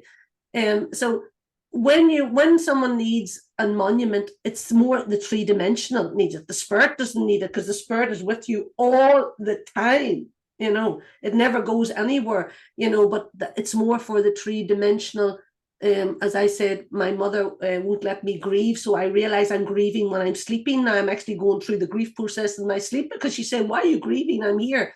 So the monuments and the different things are very important in that way for the 3D self and what you do, like the tombstone, or I know a lot of people are more doing trees and things like that. So there's a life when the person dies. A tree represents it to give it life and things like that. It's a little bit like I'm hoping to build a building in Trinity called Celebration of Life, and that is to celebrate people's life before they die and have a whole celebration with their family instead of the funeral and then not out. So I'm wanting to do that and saying, what is wrong? Just get ready. So that's lovely. And you could, if you're asking me what's the importance, it's very important for the 3D self to have a monument and to have whatever it is going to be. So that they can visit that if they don't have the intuitive gift or they think that's the end. It's very important then, isn't it? How the next question was, what did you ask was the next question, Yvonne? How can you say goodbye? How can you say goodbye? Yeah, in a healthy way. Well, you imagine if somebody's took traumatically out, you get saying goodbye. You know what I mean? So my mother was dying, and she said to me in the bed, says, Roisin, please take me home in front of all my family. And I just looked at her. I says, let's go, mummy. And they looked at me, and I just passed, and I said, let's go, let's take you home. So how I helped my mother across was I would do the rituals with her. And get her ready and with different things and different prayers and different oils, and that's how I said goodbye to my mother. A lot of people would bring me to hospitals to help them say goodbye to their family or who's dying, and I would sit in the room with them, go into meditation and release grief and help people say goodbye. When somebody's lost with the trauma, when we were bringing mummy to get cremated, there was a young boy of 19 and his cortege went in before me, and the family, they were just like, could you imagine all the friends? And I was so happy because we had drove up with mummy and mummy was complete and I thought, oh my God, look at this family. And they were playing Bob Marley, One Love, as they brought the coffin. And I was thinking, oh my God, I need to help these people. But it wasn't my place because I was there for my mother. And I thought, even if I could meet one of the parents when they're coming out. So I was near the area. I stayed out in the hallway and I said, God, if you want me to touch them. And Spirit said, yes, we do, but this wouldn't be the time for this people. They're in too much pain. And I said, oh, so it's difficult. But from your point of view, to help people to say goodbye if someone really has had a traumatic death where somebody's been took and you don't get saying goodbye or whatever, you know, what I would say is a lot of people do use mediums and to help, and that helps a lot of people. A lot of people don't believe in that, but I say that's a brilliant help for people, just to be able to say goodbye, not to find out what the person's saying, but that they can say, I didn't get to say goodbye. You know, I remember this lady, it was very sad. I hope I can say it without getting emotional, but she had come to me, and when I was a clairvoyant and I was doing the reading, and she was an elderly lady, you know, around 78, and she was so depressed. And in her cards, I could see there was such a sorrow. And she says to me, I just want you to answer one question. I says, yeah. She says, I blame myself for my son's death. And he had died 17 years. I thought, oh, Jesus, this is terrible, you know. And our son came in, and I said to her, okay, don't tell me anymore, right? And he started to tell me what happened. She was making his lunch that morning, and she made it late. So whatever happened, she would always make his lunch, have it in time, they'd have a cup of tea, and she made it late, and she was talking about it and kept him late, whatever. She says, it happened 25 minutes late, and says he went out, she says, and a car crashed into him and he died instantly. And she said, if I hadn't made the lunch late, my son would be here. I says, no, Anna, you got 25 extra minutes because it was his time to go. And God give you 25 extra minutes. It was nothing to do with you making the lunch late. God was giving you 25 more minutes with your son because he was going that day. And she just, whoa, and all the grief came out. She says, oh my God. Yes. I says, you don't have the authority to take your son's life. I have to tell you, you're not that powerful. I says, he has the authority when he goes and when he comes in. And I says, you got 25 extra minutes. So, you know, that she got that. Now, if you wanted to be an oracle like that, that would be lovely, because like, I really love walking with the angel of death energies. It's so beautiful. We're so lucky. You know, I love that film, Joe Black, with, you know, Anthony Hopkins and Brad Pitt, you know, because the guy that wrote that knows how the angel of death works, because that's how I would really live my life, like the Brad Pitt character. And you could channel in and do that. It'd be amazing. I don't know if you want to go that far, but it would be beautiful, really. Because I remember when the COVID happened and I was driving and all these angels, I mean, I can't even explain it. There was just thousands upon thousands floating in through my car and through the whole world. And I thought, what's going on? And they said, what do you mean? All the souls that said they would die for humanity were going to be with each one of them. And then I realized it was for all the people that didn't have any of their family with them when they were dying. Each of them got two angels holding their hand. So then this woman, about 3 days later from Cork, sent me an email that she was a nurse with the COVID and all these people dying and nobody with them. And she said, somebody told me I had to ring you. And I said, I can tell you what happens. Each of them have an angel. It was amazing. It was like that come in, and she was meant to hear it. It was beautiful, because everybody that died in the COVID on their own was actually changing the vibration of humanity, and each got two angels with them. It was really beautiful. So, you know, you could do that, and you could be that messenger if you wanted to do that. What was the third question you asked? Well, in the course, we've talked about, you know, the coexistence of our ancestors in us. So what are the practices that we can use to speak to our ancestors, to ask for help, guidance, gratitude, protection? Like, how do we practice with our ancestors within us? And how do we heal? How do we heal some of that inherited energy? Yeah, well, you know, when Susan would look at your chart, she would be able to, or you look at your chart too, and you could see where the ancestral patterns are showing up. And sometimes some of the ancestors, you just have to shift in energy, and that part, just leaves. And sometimes they're hanging on to us and they're living through us because we're the same garden. But sometimes it can be a negative where they're living through us more than actually being with us and helping us. Do you understand? They're holding us back. And that part, then we have to say, right, this thing keeps repeating. This karma keeps repeating. This is definitely an ancestral problem. And then I just sit with them and I say, hold on a minute here. I said, I'm no longer going to be this vessel for you to just be coming through me, for you to taste the wine, to have the sorrow, to whatever. I said, I'm done with this. You have to be integrated into me so that this can finish. So I actually talk like that to them. And so if you look at that and then say, for example, you're, as I call you in a lovely way, that angel of death energy, it means the ancestors must be really a big part of that and could give you so much information. So if we call them in and say, Kin Yvonne, and my oldest sister and closest sister is called Yvonne. So that's really something important there. And so I pull that in. And I say there's like a oneness trying to happen, but you're pushing it out a wee bit there now. Why? You're saying, well, what if I give information, Roisin, or I pass it? Do I have the authority to give it and pass it? So there's something about you owning an authority of this ancestral wisdom. So we asked you to own it and own it, because I have never in my 56 years of living met a dead person. I've only seen dead bodies. That's it. Only dead bodies, no dead people, only bodies, right? So you have to see the difference. The vessel and who's driving the vessel.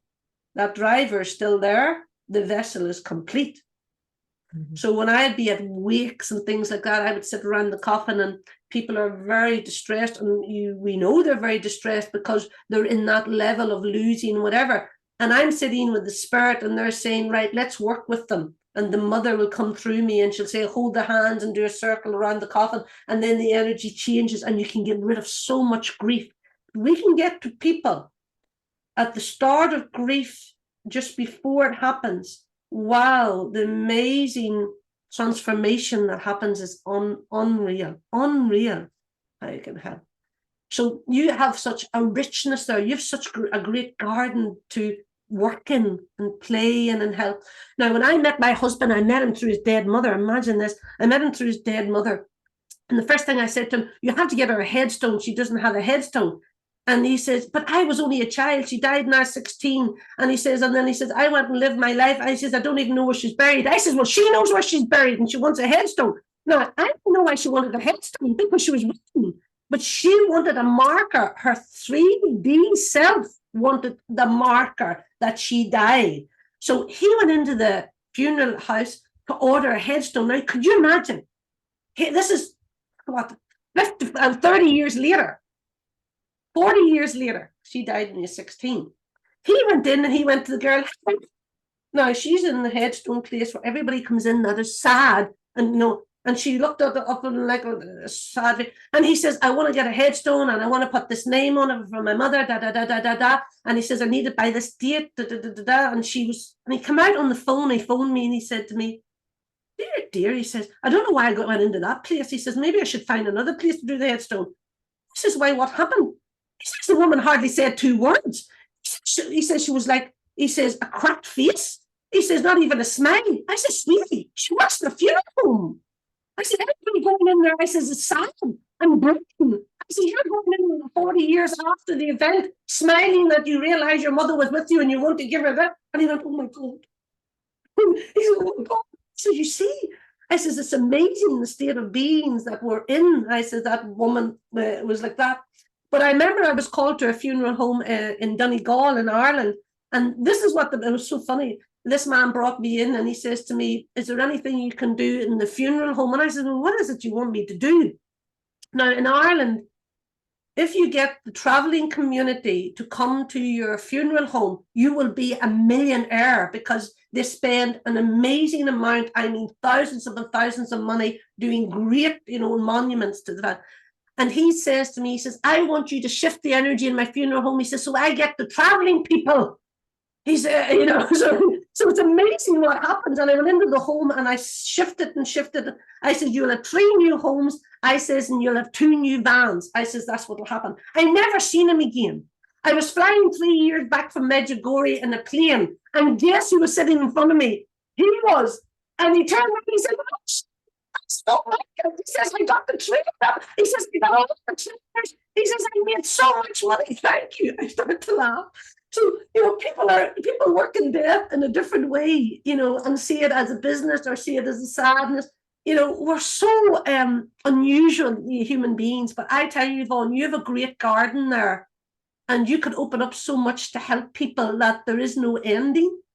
Of course, there's an ending in the 3D sense, but you start a new journey with people. Like I started a new journey with my mother when she passed a month ago, and people don't know how to start that journey.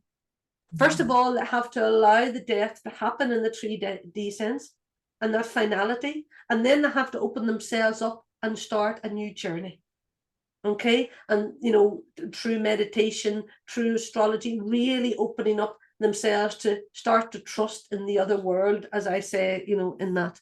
I probably waffled on there too much, Yvonne, but you got me excited because, I love all that. I can't even go into hospitals. I think don't invite me to hospitals, even though the angel in me loves it. I don't love it. You know what I mean? But work on that, and I think that'd be brilliant. You could help. You're helping so many, but you could help so many more. So you can, Thank you. I hope this was helpful to the group. I know it was. Thank you. Thank That's you very good. much. You're welcome. You're welcome. Lovely. Lovely. That was really interesting. I'll just take away that spotlight. And there's a great example of a Scorpio rising getting all into the death stuff. So Mary, you are next. Hi, Roisin. I wanted to thank you for the comments you made earlier. It really spoke to me about helping your mom, as she transitions and asking for a compassionate life the next time. I'm kind of going through something like that with my mom and trying to figure out how do we end it on a positive note somehow. And that really spoke to me. So thank you. Oh, that's lovely, Mary. And is your mother now in the transition period with you? No, she's not yet, but she's still in kind of a difficult phase in her personality. So she's still difficult to live. Oh, yes. Yeah, I can tell me your mummy's name. Can you tell me your mother's name? Katie. No, Katie.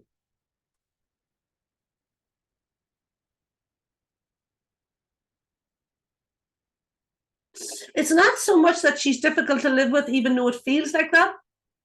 It was very difficult for her to live with something that she never healed. That's what she's saying there. So I'm just going to shift a wee bit for her to help her with that and to help you with that as her daughter. Like my mother had depression all her life. My father was a raging alcoholic and abuser, and my mother had severe depression, and the relationship of that didn't help. So, when I would ring at Mummy every day and I say, how are you? It was never, I'm fine. It was always, there's something wrong. And that was what she came in for, and her pain and her sorrow to work with. So it can be difficult as a daughter or as a son when a parent is in that state or in whatever problem it is. But, I was very lucky. I remember, the last time my mother said to me, if you don't come home, I'm going to kill yourself. So that was a normal thing Mummy would have said to me anyway. And then one day I was sitting in a restaurant and she phoned me and she says, if you don't come home in an hour, I'm dead. And I says, Mummy, I love you so much, but if you have to die, I says, you have to die. And that day was the day it ended the lesson of me having to be a part of a lesson. So the reason I'm saying that, Mary, is there's a lesson in there with your mother. Her difficulty is something that she never could help with. I can feel quite strong. It's nothing to do with you. It's more to do with her journey. But how it affects you, you need to stop it. You need to say, I don't need this to affect me. She can be the way she is, but it doesn't have to affect you. So whatever part of you as the daughter of the child needs to learn that, you need to say to the child, I think we're done with this. Do I really need to learn this anymore? And it also can be hard to care for a parent if you're not a carer, because Mummy used to say to me, if you used to say to all our daughters, if you'd be caring for us. The reason I didn't is I don't care because if I didn't, I'd kill you. I didn't want you have to understand. You drive me mad. I love you, but you drive me mad. You know, and she used to laugh at me, and I said, I don't care for you. I learned a part. I says, because I'm not a carer in that way. I says, let's get the right carers. But you see, the parents think, well, I birthed you, you have to care for me, but you're not the right one to care for them, and don't feel guilty about it. Get somebody else in to do it that actually does that job. And my mother used to say that to me all the time. I said, Mummy, you don't want me to care for you, it'd be terrible, you know? So I love you. My love doesn't need to care for you. So we ask for support for you with that. And what you could do to get your mother's vibration ready, because you can't seem to talk, tell her she's not open to listen. So I'm just going to bring in the energy to help Katie receive more and let go more and surrender more, so that also you, Mary, can let go and surrender more too, and not have a burden or a weight on it, but that you're there when the time is right, that you can be the presence that helps her let go of the body. Because when my mother let go, the stages of letting go when she was passing, and to the extent what happened was every night I took a wee bit of her out and helped her out, and then on the 7th night, the next morning I come in, my 2 sisters were standing with a doctor, and I walked in and they were telling the doctor to take Mummy off the driver because she was looking so well, and I thought, we don't think she's dying. I said, she's looking so well because I took her spirit out of her body and she's not suffering. I couldn't believe it. It was unreal. I couldn't believe it. And I said, Mummy, her kidneys had stopped working. She was dying, but she looked so well because I was pulling her out and she was getting freer and freer. And when my mother died, she was stunning, stunning. And when we heard the wake, everybody that came in kept saying, this woman is stunning, because she was so let out. So when you're at that time and you're going to be that beautiful helper, or as I call the St. Joseph energy, to help your mother pass over, you'll be that presence and just sit with her. It's not so much anything you have to do. It's just something you have to be as the presence, and know you're that oracle of light and that you love her and you're helping the suffering to let go so our transition's easy. And every time you just do that, then you will really, really support her. Thanks, Mary, for your question. Yeah, thank you so much. That was really beautiful. Thank you, Darren. Yeah, thank you, Mary. Okay, oh, here we go. So I just want to double check before we go back to David and Clara. Is there another question that hasn't been asked yet, or that anybody feels this would really need to be spoken? Because we're going to have to finish up soon enough with Roisin. Alrighty, going. Clara, would you like to ask your question? Mute video. Yes. Thank you so much, Roisin.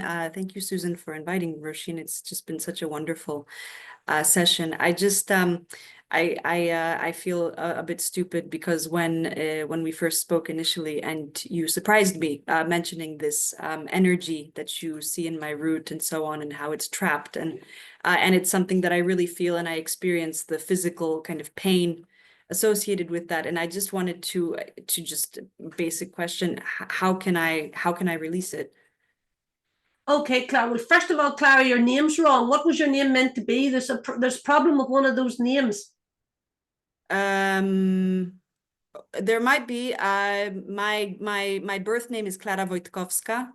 So Clara is my given name, and then Wojtkowska is my last name. Anna Rosa was my grandmother.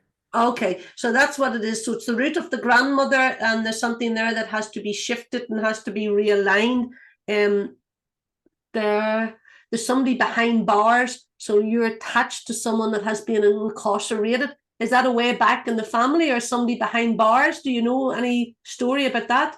Yeah. My aunt was for during communism in Poland for smuggling books and things like that. Yeah, so that's it. So it's all of that feminine there in the root. So that root, then it's you're holding the pain, as we were talking with Yvonne about the ancestors. You're holding their pain, and they're not integrating so that you can be them. You're more carrying it. So let's see if we can shift them a little bit.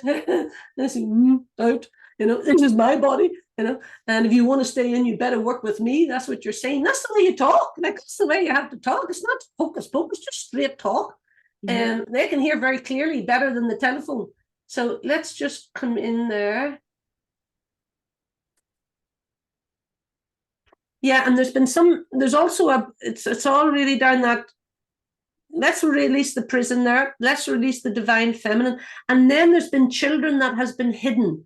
Was there children that were hidden, or children that weren't like illegitimate and they weren't allowed to come into the family? Or was there a woman that was pregnant, she hid her whole pregnancy and then the child was adopted? There's something about a loss of an infant and you're carrying it right through, and this is quite a sorrow. Ooh. I imagine yes. Yeah, I would have to think more specifically, but yes. Okay, I'll help you. It's a little boy. And but you've already seen him, Clara. You've seen him. Where did you see him?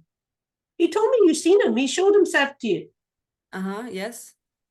When did you see the little boy? Do you remember? Just very recently, actually, just a few weeks ago. Yeah. So where are you, sweetie? Come in. You're lost. Who do you belong to? You belong to everybody. Of course you belong to everybody. You look in your mummy. Okay, everybody is your mummy through all the generations. Let me pull you through. Let me pull you through. Let me pull you through. Let me pull you through. And you want to stay with Clara. Clara, can he stay with you? Yes. Yeah. Okay, so we need to give him a name, because he's an ancestor that was hidden, like illegitimate, and he's pushed, and he never was allowed to live, and I think he was given away and nobody knew about him, and he never got living the family karma tree, and he wants to live it with you, and if you let him live it with you, I mean, he will bring you up your spiritual ladder, right? So what name would you give a boy? What name would come to you? Actually, a few weeks ago, it's amazing. Yeah, he appeared to me, and his name is Jonas. Okay, lovely. So Jonas, you found your family. Clara's going to walk with you, and you're going to walk with her, and she's going to talk to you. He's going to help you write something. So I don't know what that is, but he's going to help you write something. So he is. And were you a teacher of something? Were you a teacher of not legs? Were you legs? Were you a teacher of yoga? I just see you moving. I'm sorry? Were you a teacher of some type of exercise? Movement, theater. Oh, is that what it is? And did you leave it? Well, I moved into it's like a spiritual theater, ceremony theater, and but I'm very uprooted at the moment. I don't really have a place, so it doesn't really have a form of expression at the moment. But I did. Oh, right. Okay, we need to get this. What do you mean? Why can you not hold it in your house? Can you not hold it in someone's house that is a bigger room and just do it with a few people? You need to do this. It's so important. You call those circus guys, that circus guy, Susan, that Circus du Soleil or something. Yeah, the Cirque du Soleil, yeah. That's what it's called. You have something to do with this tribe, sister. You need to get on this, because it's beautiful. It's so colorful and so rich. So you need to get that out. And Jonas is going to help you with it. So Anna Rosa will just release that crack. And did you fall off the bike, or did you fall and hit the back of that tailbone there when you were a child? Something hit your tailbone. What was it? Did you hit against a rock or something? Several times. I fell off of a horse. Oh, it's the horse. Okay. What was the horse's name? I don't remember. I was very young. Right, okay. So how you could reset, you need to get that reset there. Let me see how we could get it reset. Because you hit it, and then the fluid went up, but you weren't ready for it to come up. So there's we could do that. What about we get you to go to, do you know a spiritual acupuncturist person? Yes. Okay, I want you to go and tell them to put a circle around. Now they'll not understand me. They say, oh, this is not the right way. Don't listen to them. Tell them to put it around the root of your chakra and at the nape of your neck and one on the crown of your head. And that will try to rebalance something flushed up, and it's give you a like an energetic shock, and there's like a crack. Is it a hair crack, Spirit? Yeah, there's like a crack in the root. Do you not find, Clara, when you're walking into different places that you feel such a heaviness and you feel tired? Yeah, well, right now I'm having trouble with my legs, so the walking part is an issue because of that root issue. Yeah, so it's really, if there's this crack and you're being pulled down, pulling you down, go away, pulling her down.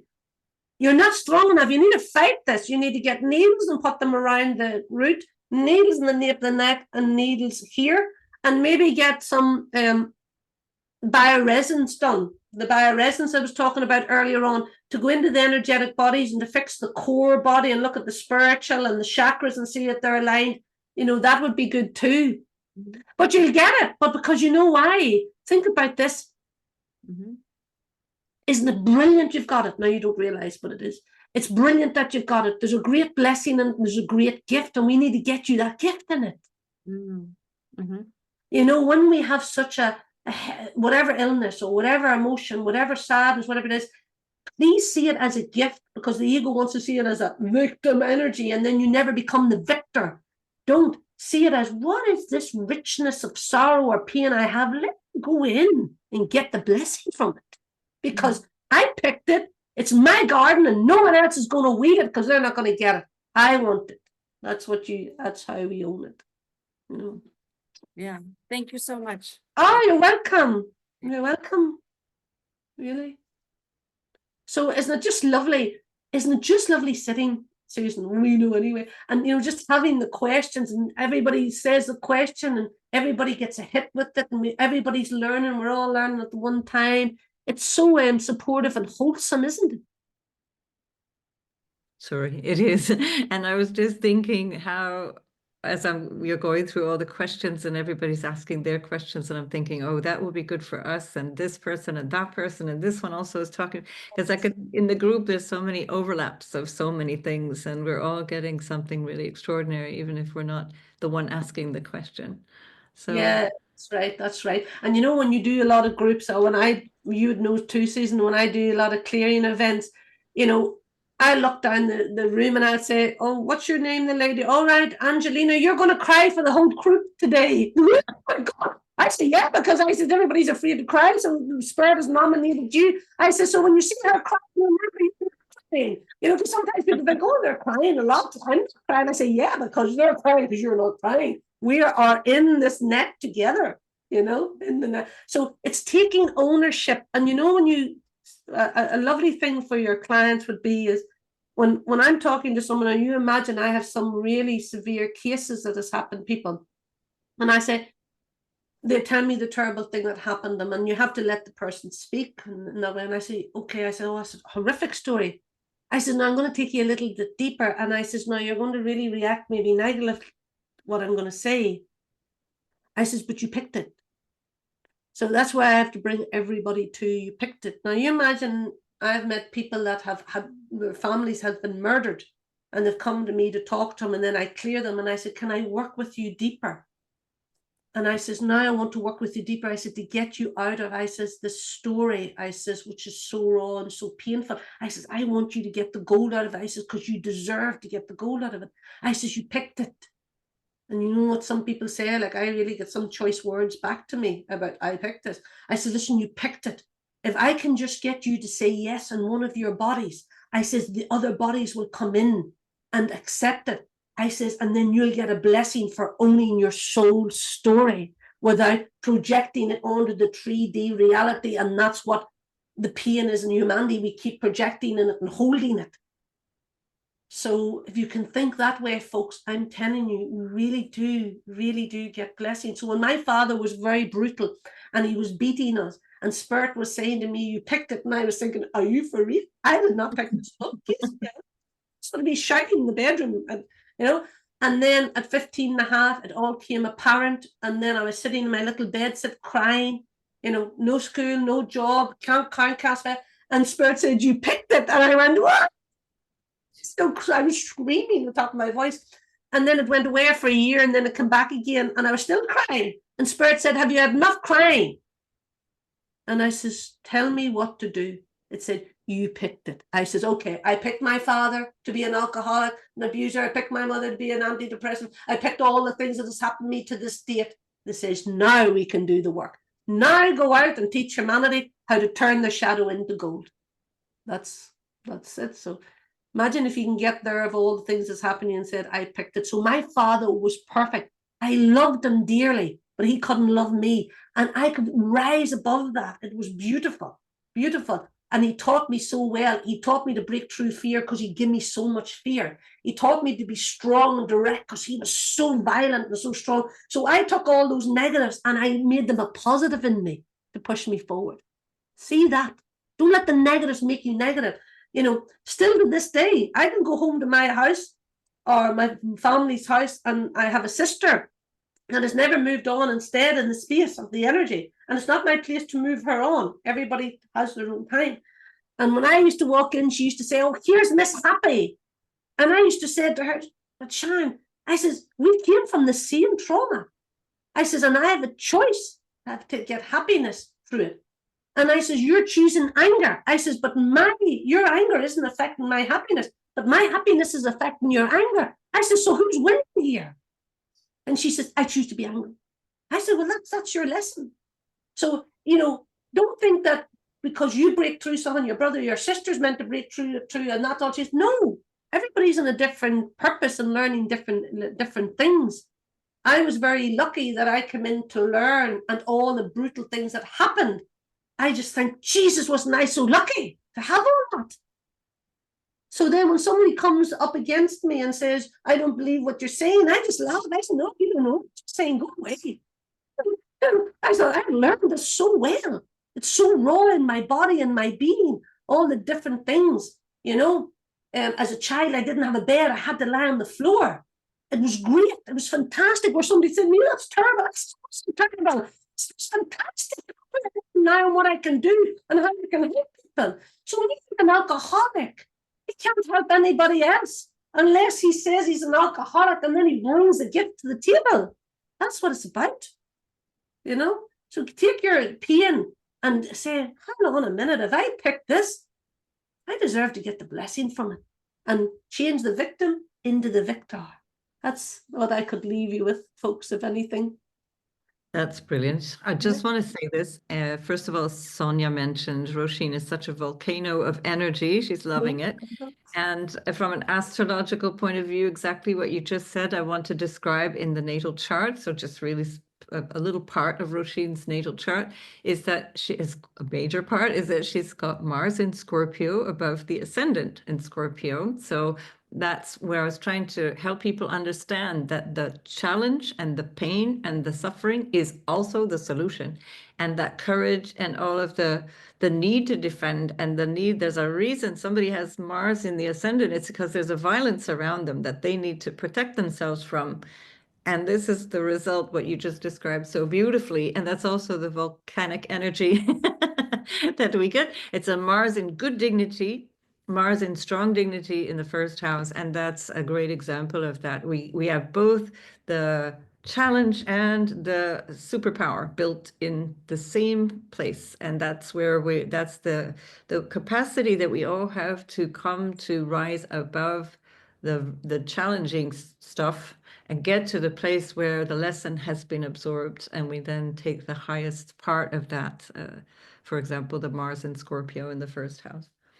So brilliantly expressed there. So just a mini astrological lesson. Have you got time for one more question from David before we finish? Yeah. Okay, David, can you jump in? Hello again. Hello, David. I think my question's changed 5 times since then. Okay. I joined the fray of Scorpio ascendants and well, Gemini sun, but Scorpio ascendant. Very beautiful. The question I had was that you mentioned something about how to release anger. And I sort of understand the wave of anger, that it is a wave, it isn't you. Yeah. Right. There's a high point and a low point. And it took me a long time in my life to realize that you have to kind of wait till it's balanced out before you can really make a decision on something. Yeah. But now you're giving me a different understanding of how to say use it and I'm just wondering if you can kind of give me a bit more understanding of where you're coming from. So I think what happens in life is, we live in the 3D sense of good, bad, negative, positive, black, white, health, length, height, width. It's all that. And then anger and emotions are all caught up in that. And I said, no, they're not. They're just energy. People say to me, people are afraid of anger. I said, why are you afraid of anger? I says, it's brilliant. I says, there's nothing wrong with it. Yes, I agree. Yeah, it's just how we use it. So if you're talking personally, when I go into your body or into your vibration, so you're working with an awful lot of magic, which is beautiful. It's a beautiful magic, and it's the magic to do with the dragon. And I don't know if you ever connected with the dragon or with the serpent and the dragon. That can be similar, and you're working with that.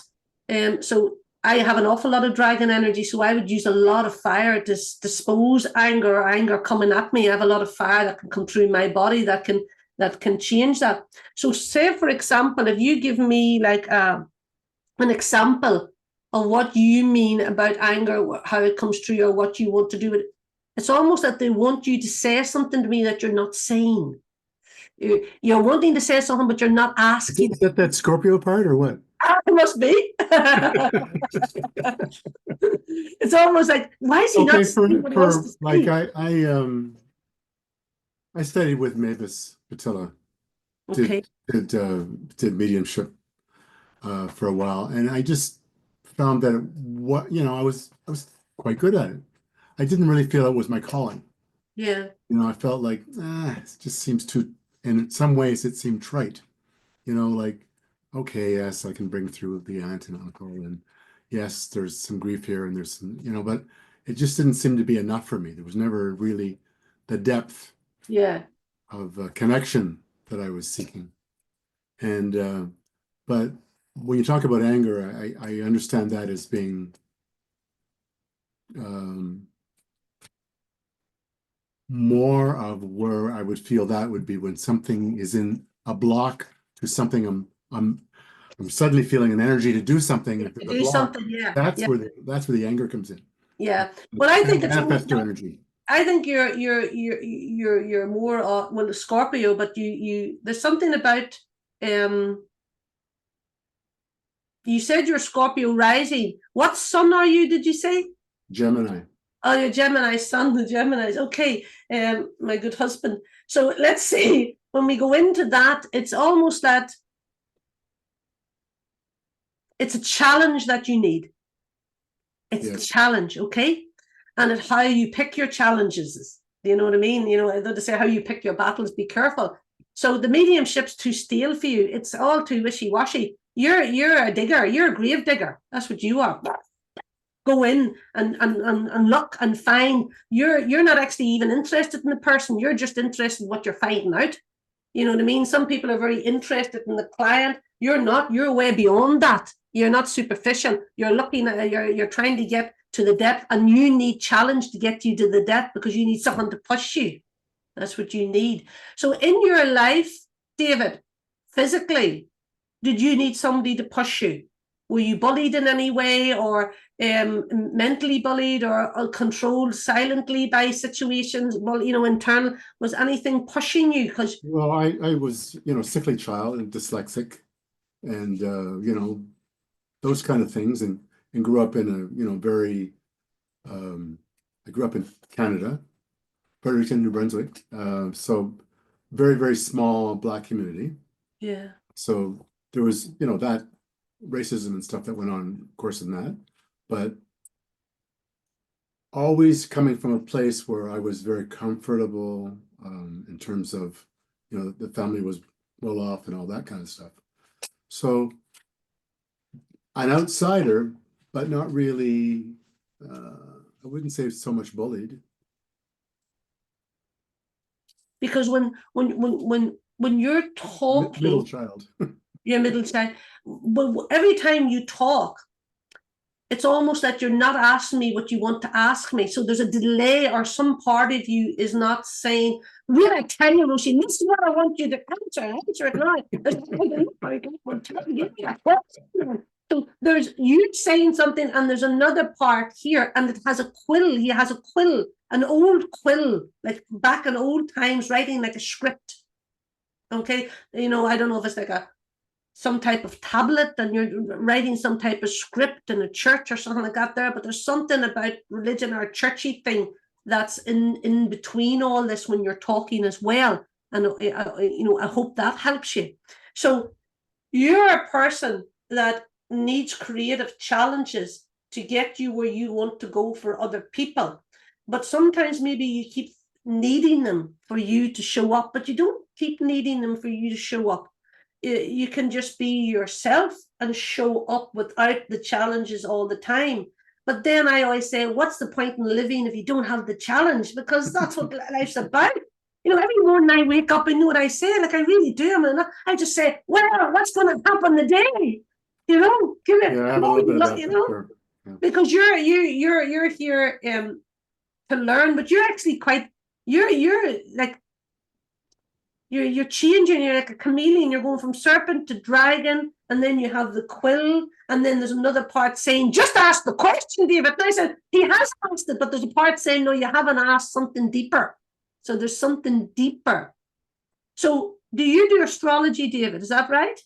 Do astrology. I've done Tai Chi for about 40 years. I do mediumship. I've been a beekeeper. I've been an inspector. I've been lots of different stuff. You know, there's lots of night.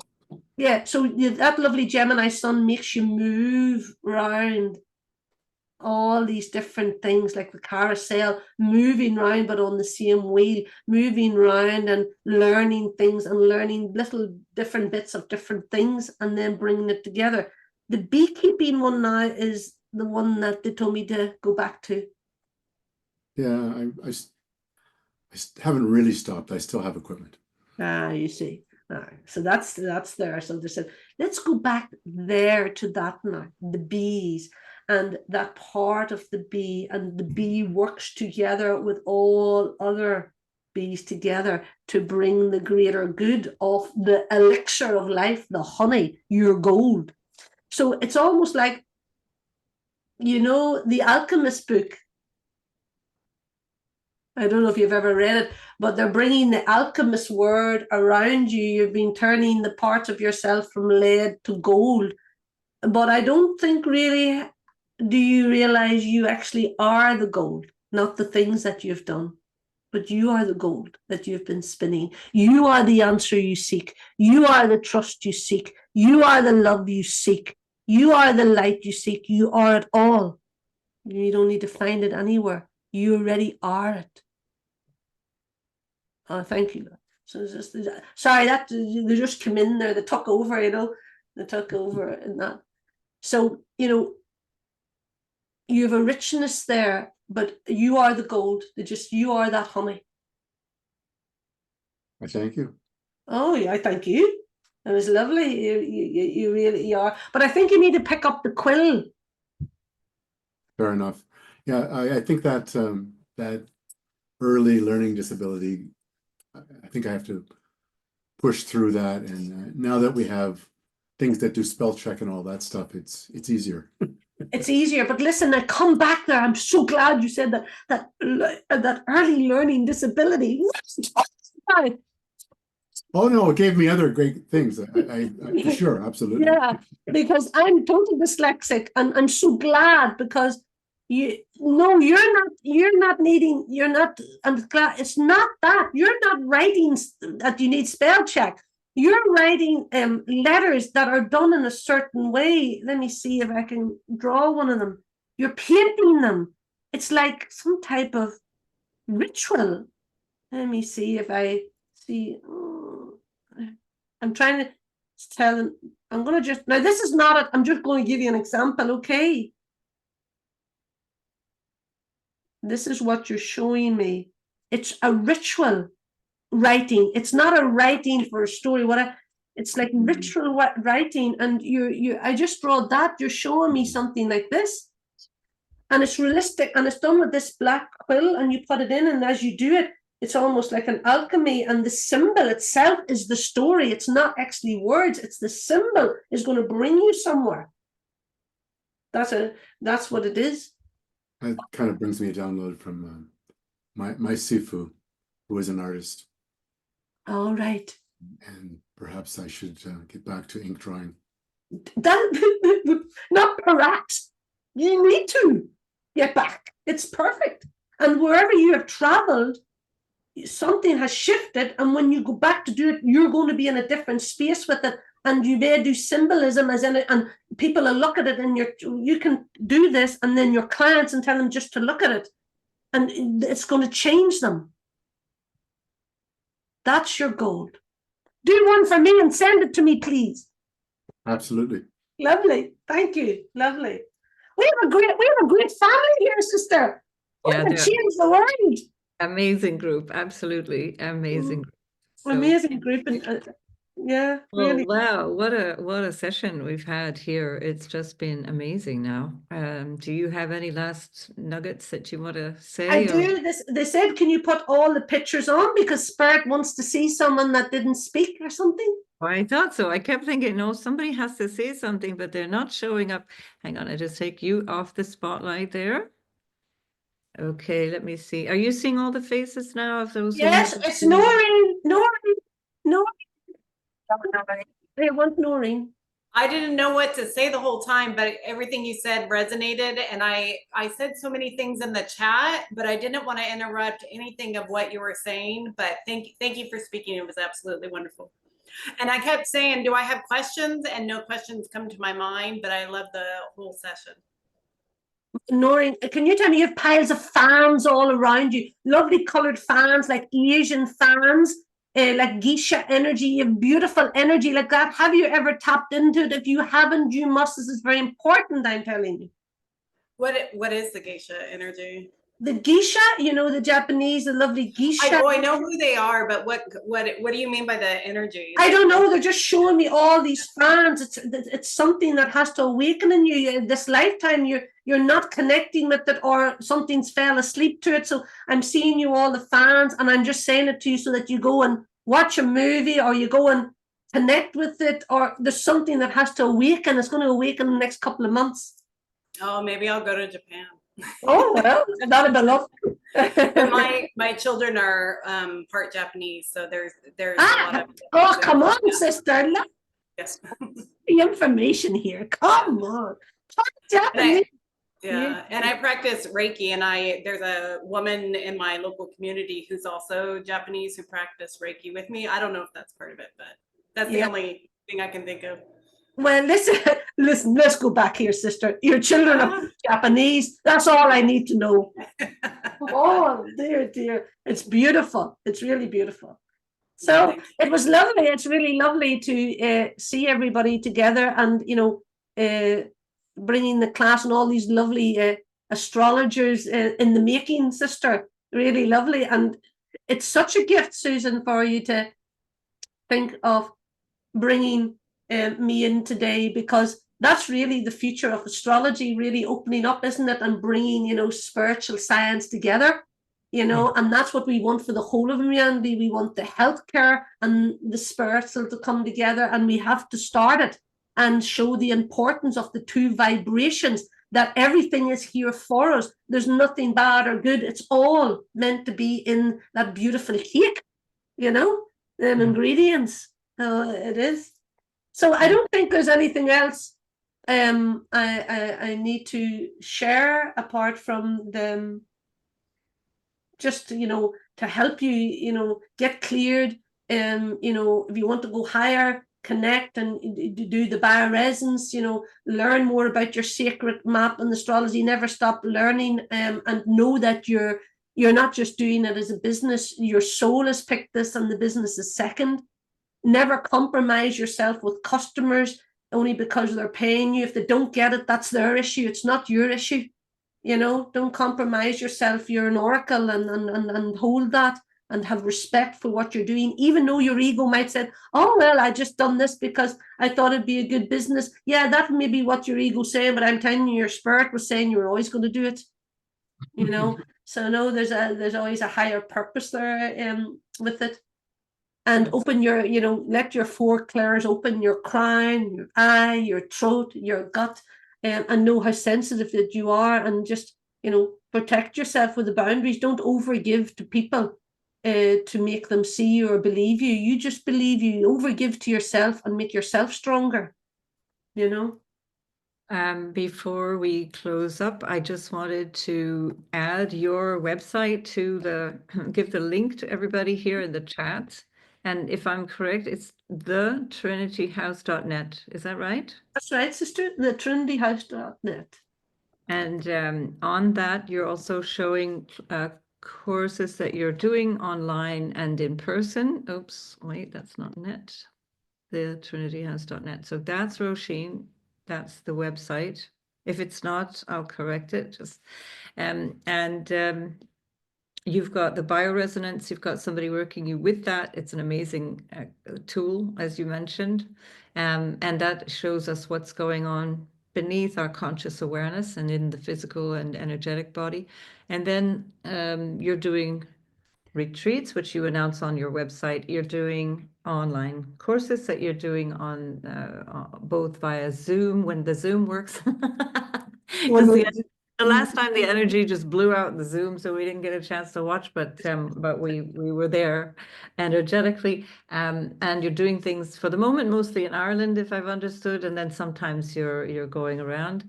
But if there's anything you want to announce specifically about what's the next thing coming up, or what this group might find interesting, for example, then let us know. Well, I think with everybody being so awake and so aware, you know, the group's so easy. You know what I mean? You know, yeah, you're preaching to the converted here. For it's sure. a great party. You know, we don't really have to force each other here.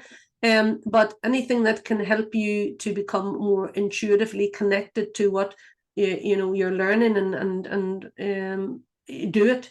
You know, put the effort into yourself. It's very important, and you know, because doubt can come in, and people can knock the light out of you.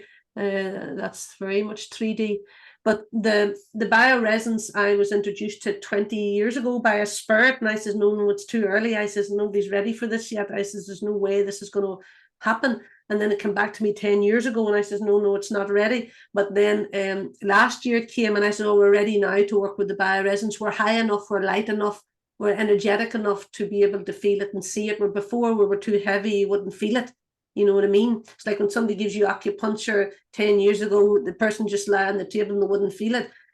But when you get acupuncture, you can feel the energy flowing through you, and the music nearly. That's how vibrations, you know, we've come. So the retreat I'm doing really is a home retreat in Ireland, and it's about my heart system, the system that I'm bringing in, because I can't keep doing the work that I'm doing, because when I take on the vibrations and the problems of the people, my body really does suffer. So I'm creating a heart system of energetic bottles where that becomes the clearing energy that is my gift. And that's being a process of being put into 50 bottles, and then you sit in front of them, and then bottles then work through the human, the spiritual, and the divine heart. So that's really what I'm wanting to bring in this year.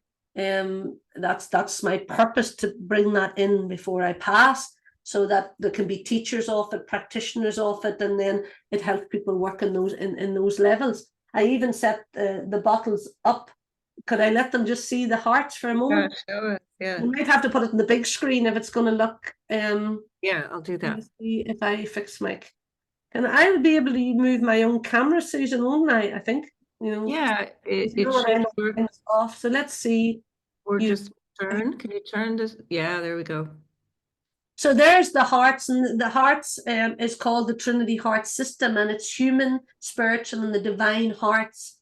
And each heart holds a sacred energy and a certain vibration that I'd be told to put in it. And then when somebody sits in front of the bottles, they work with their human heart, their spiritual heart, and the divine heart, and it can bring you deeper and deeper and beyond. And at this present moment, I'm working with this to bring it in as a course so that I can teach people and travel with it and bring it into the world. And there's another part of my purpose. Spirit gave me this. Well, actually, God gave me this in 2011 when I was sleeping. I was woke up in the middle of the night, and the energy of how you would call Master Jesus or the Savior, however you call it, appeared and showed me the light and said, you're going to separate the waters. And that was 2011. And then from then I've been listening and letting it come true. And you see, that's my 3D self having to learn that part of the garden and let the energy drop in, the message drop in. And then last year they said, you're ready to create the Trinity Hearts. The light is ready to be poured. So that tells you how long that has been in my garden of my body before it can be birthed. So remember, when you're doing something, it doesn't show the bloom straight away. Sometimes you can be an annual, you can be a biannual, you can be, per annual. It just takes time. But I tell you, everything you're doing is not wasted. I will tell you that no matter what you think, even a course you did that you think you don't use now, everything is important in your story. Everything.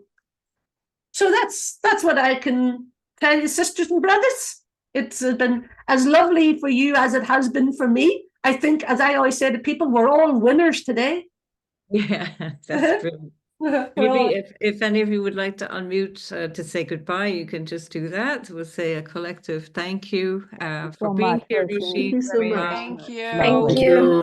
Thank you. Thank you. Thank you, everybody. And I want to thank Susan. That was really lovely. And what a real awakening here, sister. And like to bring the spirit and science together. And I just think about the Magi. The 3 wise men, they were astrologers, and we are all those mystics. And you have to think about that. The star was there, and those 3 mystics were the ones that were called. And I think that's all we need to know as the light of the world is birthed through us as these wise mystics. Yeah, wonderful. Thank you so much, Roisin. I'll tell you what I'm doing now. I'm going out to put on my gardening wear, on my boots and my hat and my spade, and I'm going to do some mulching and grow some more organic vegetables. Lucky you, it's snow here. That's right. Thank you. Thank you. Thank you so much, Susan. Thank Bless you, everybody. Bye-bye. Bye, everybody. Bye. You'll have to turn me off, Susan. Yeah, we're going now. Bye-bye.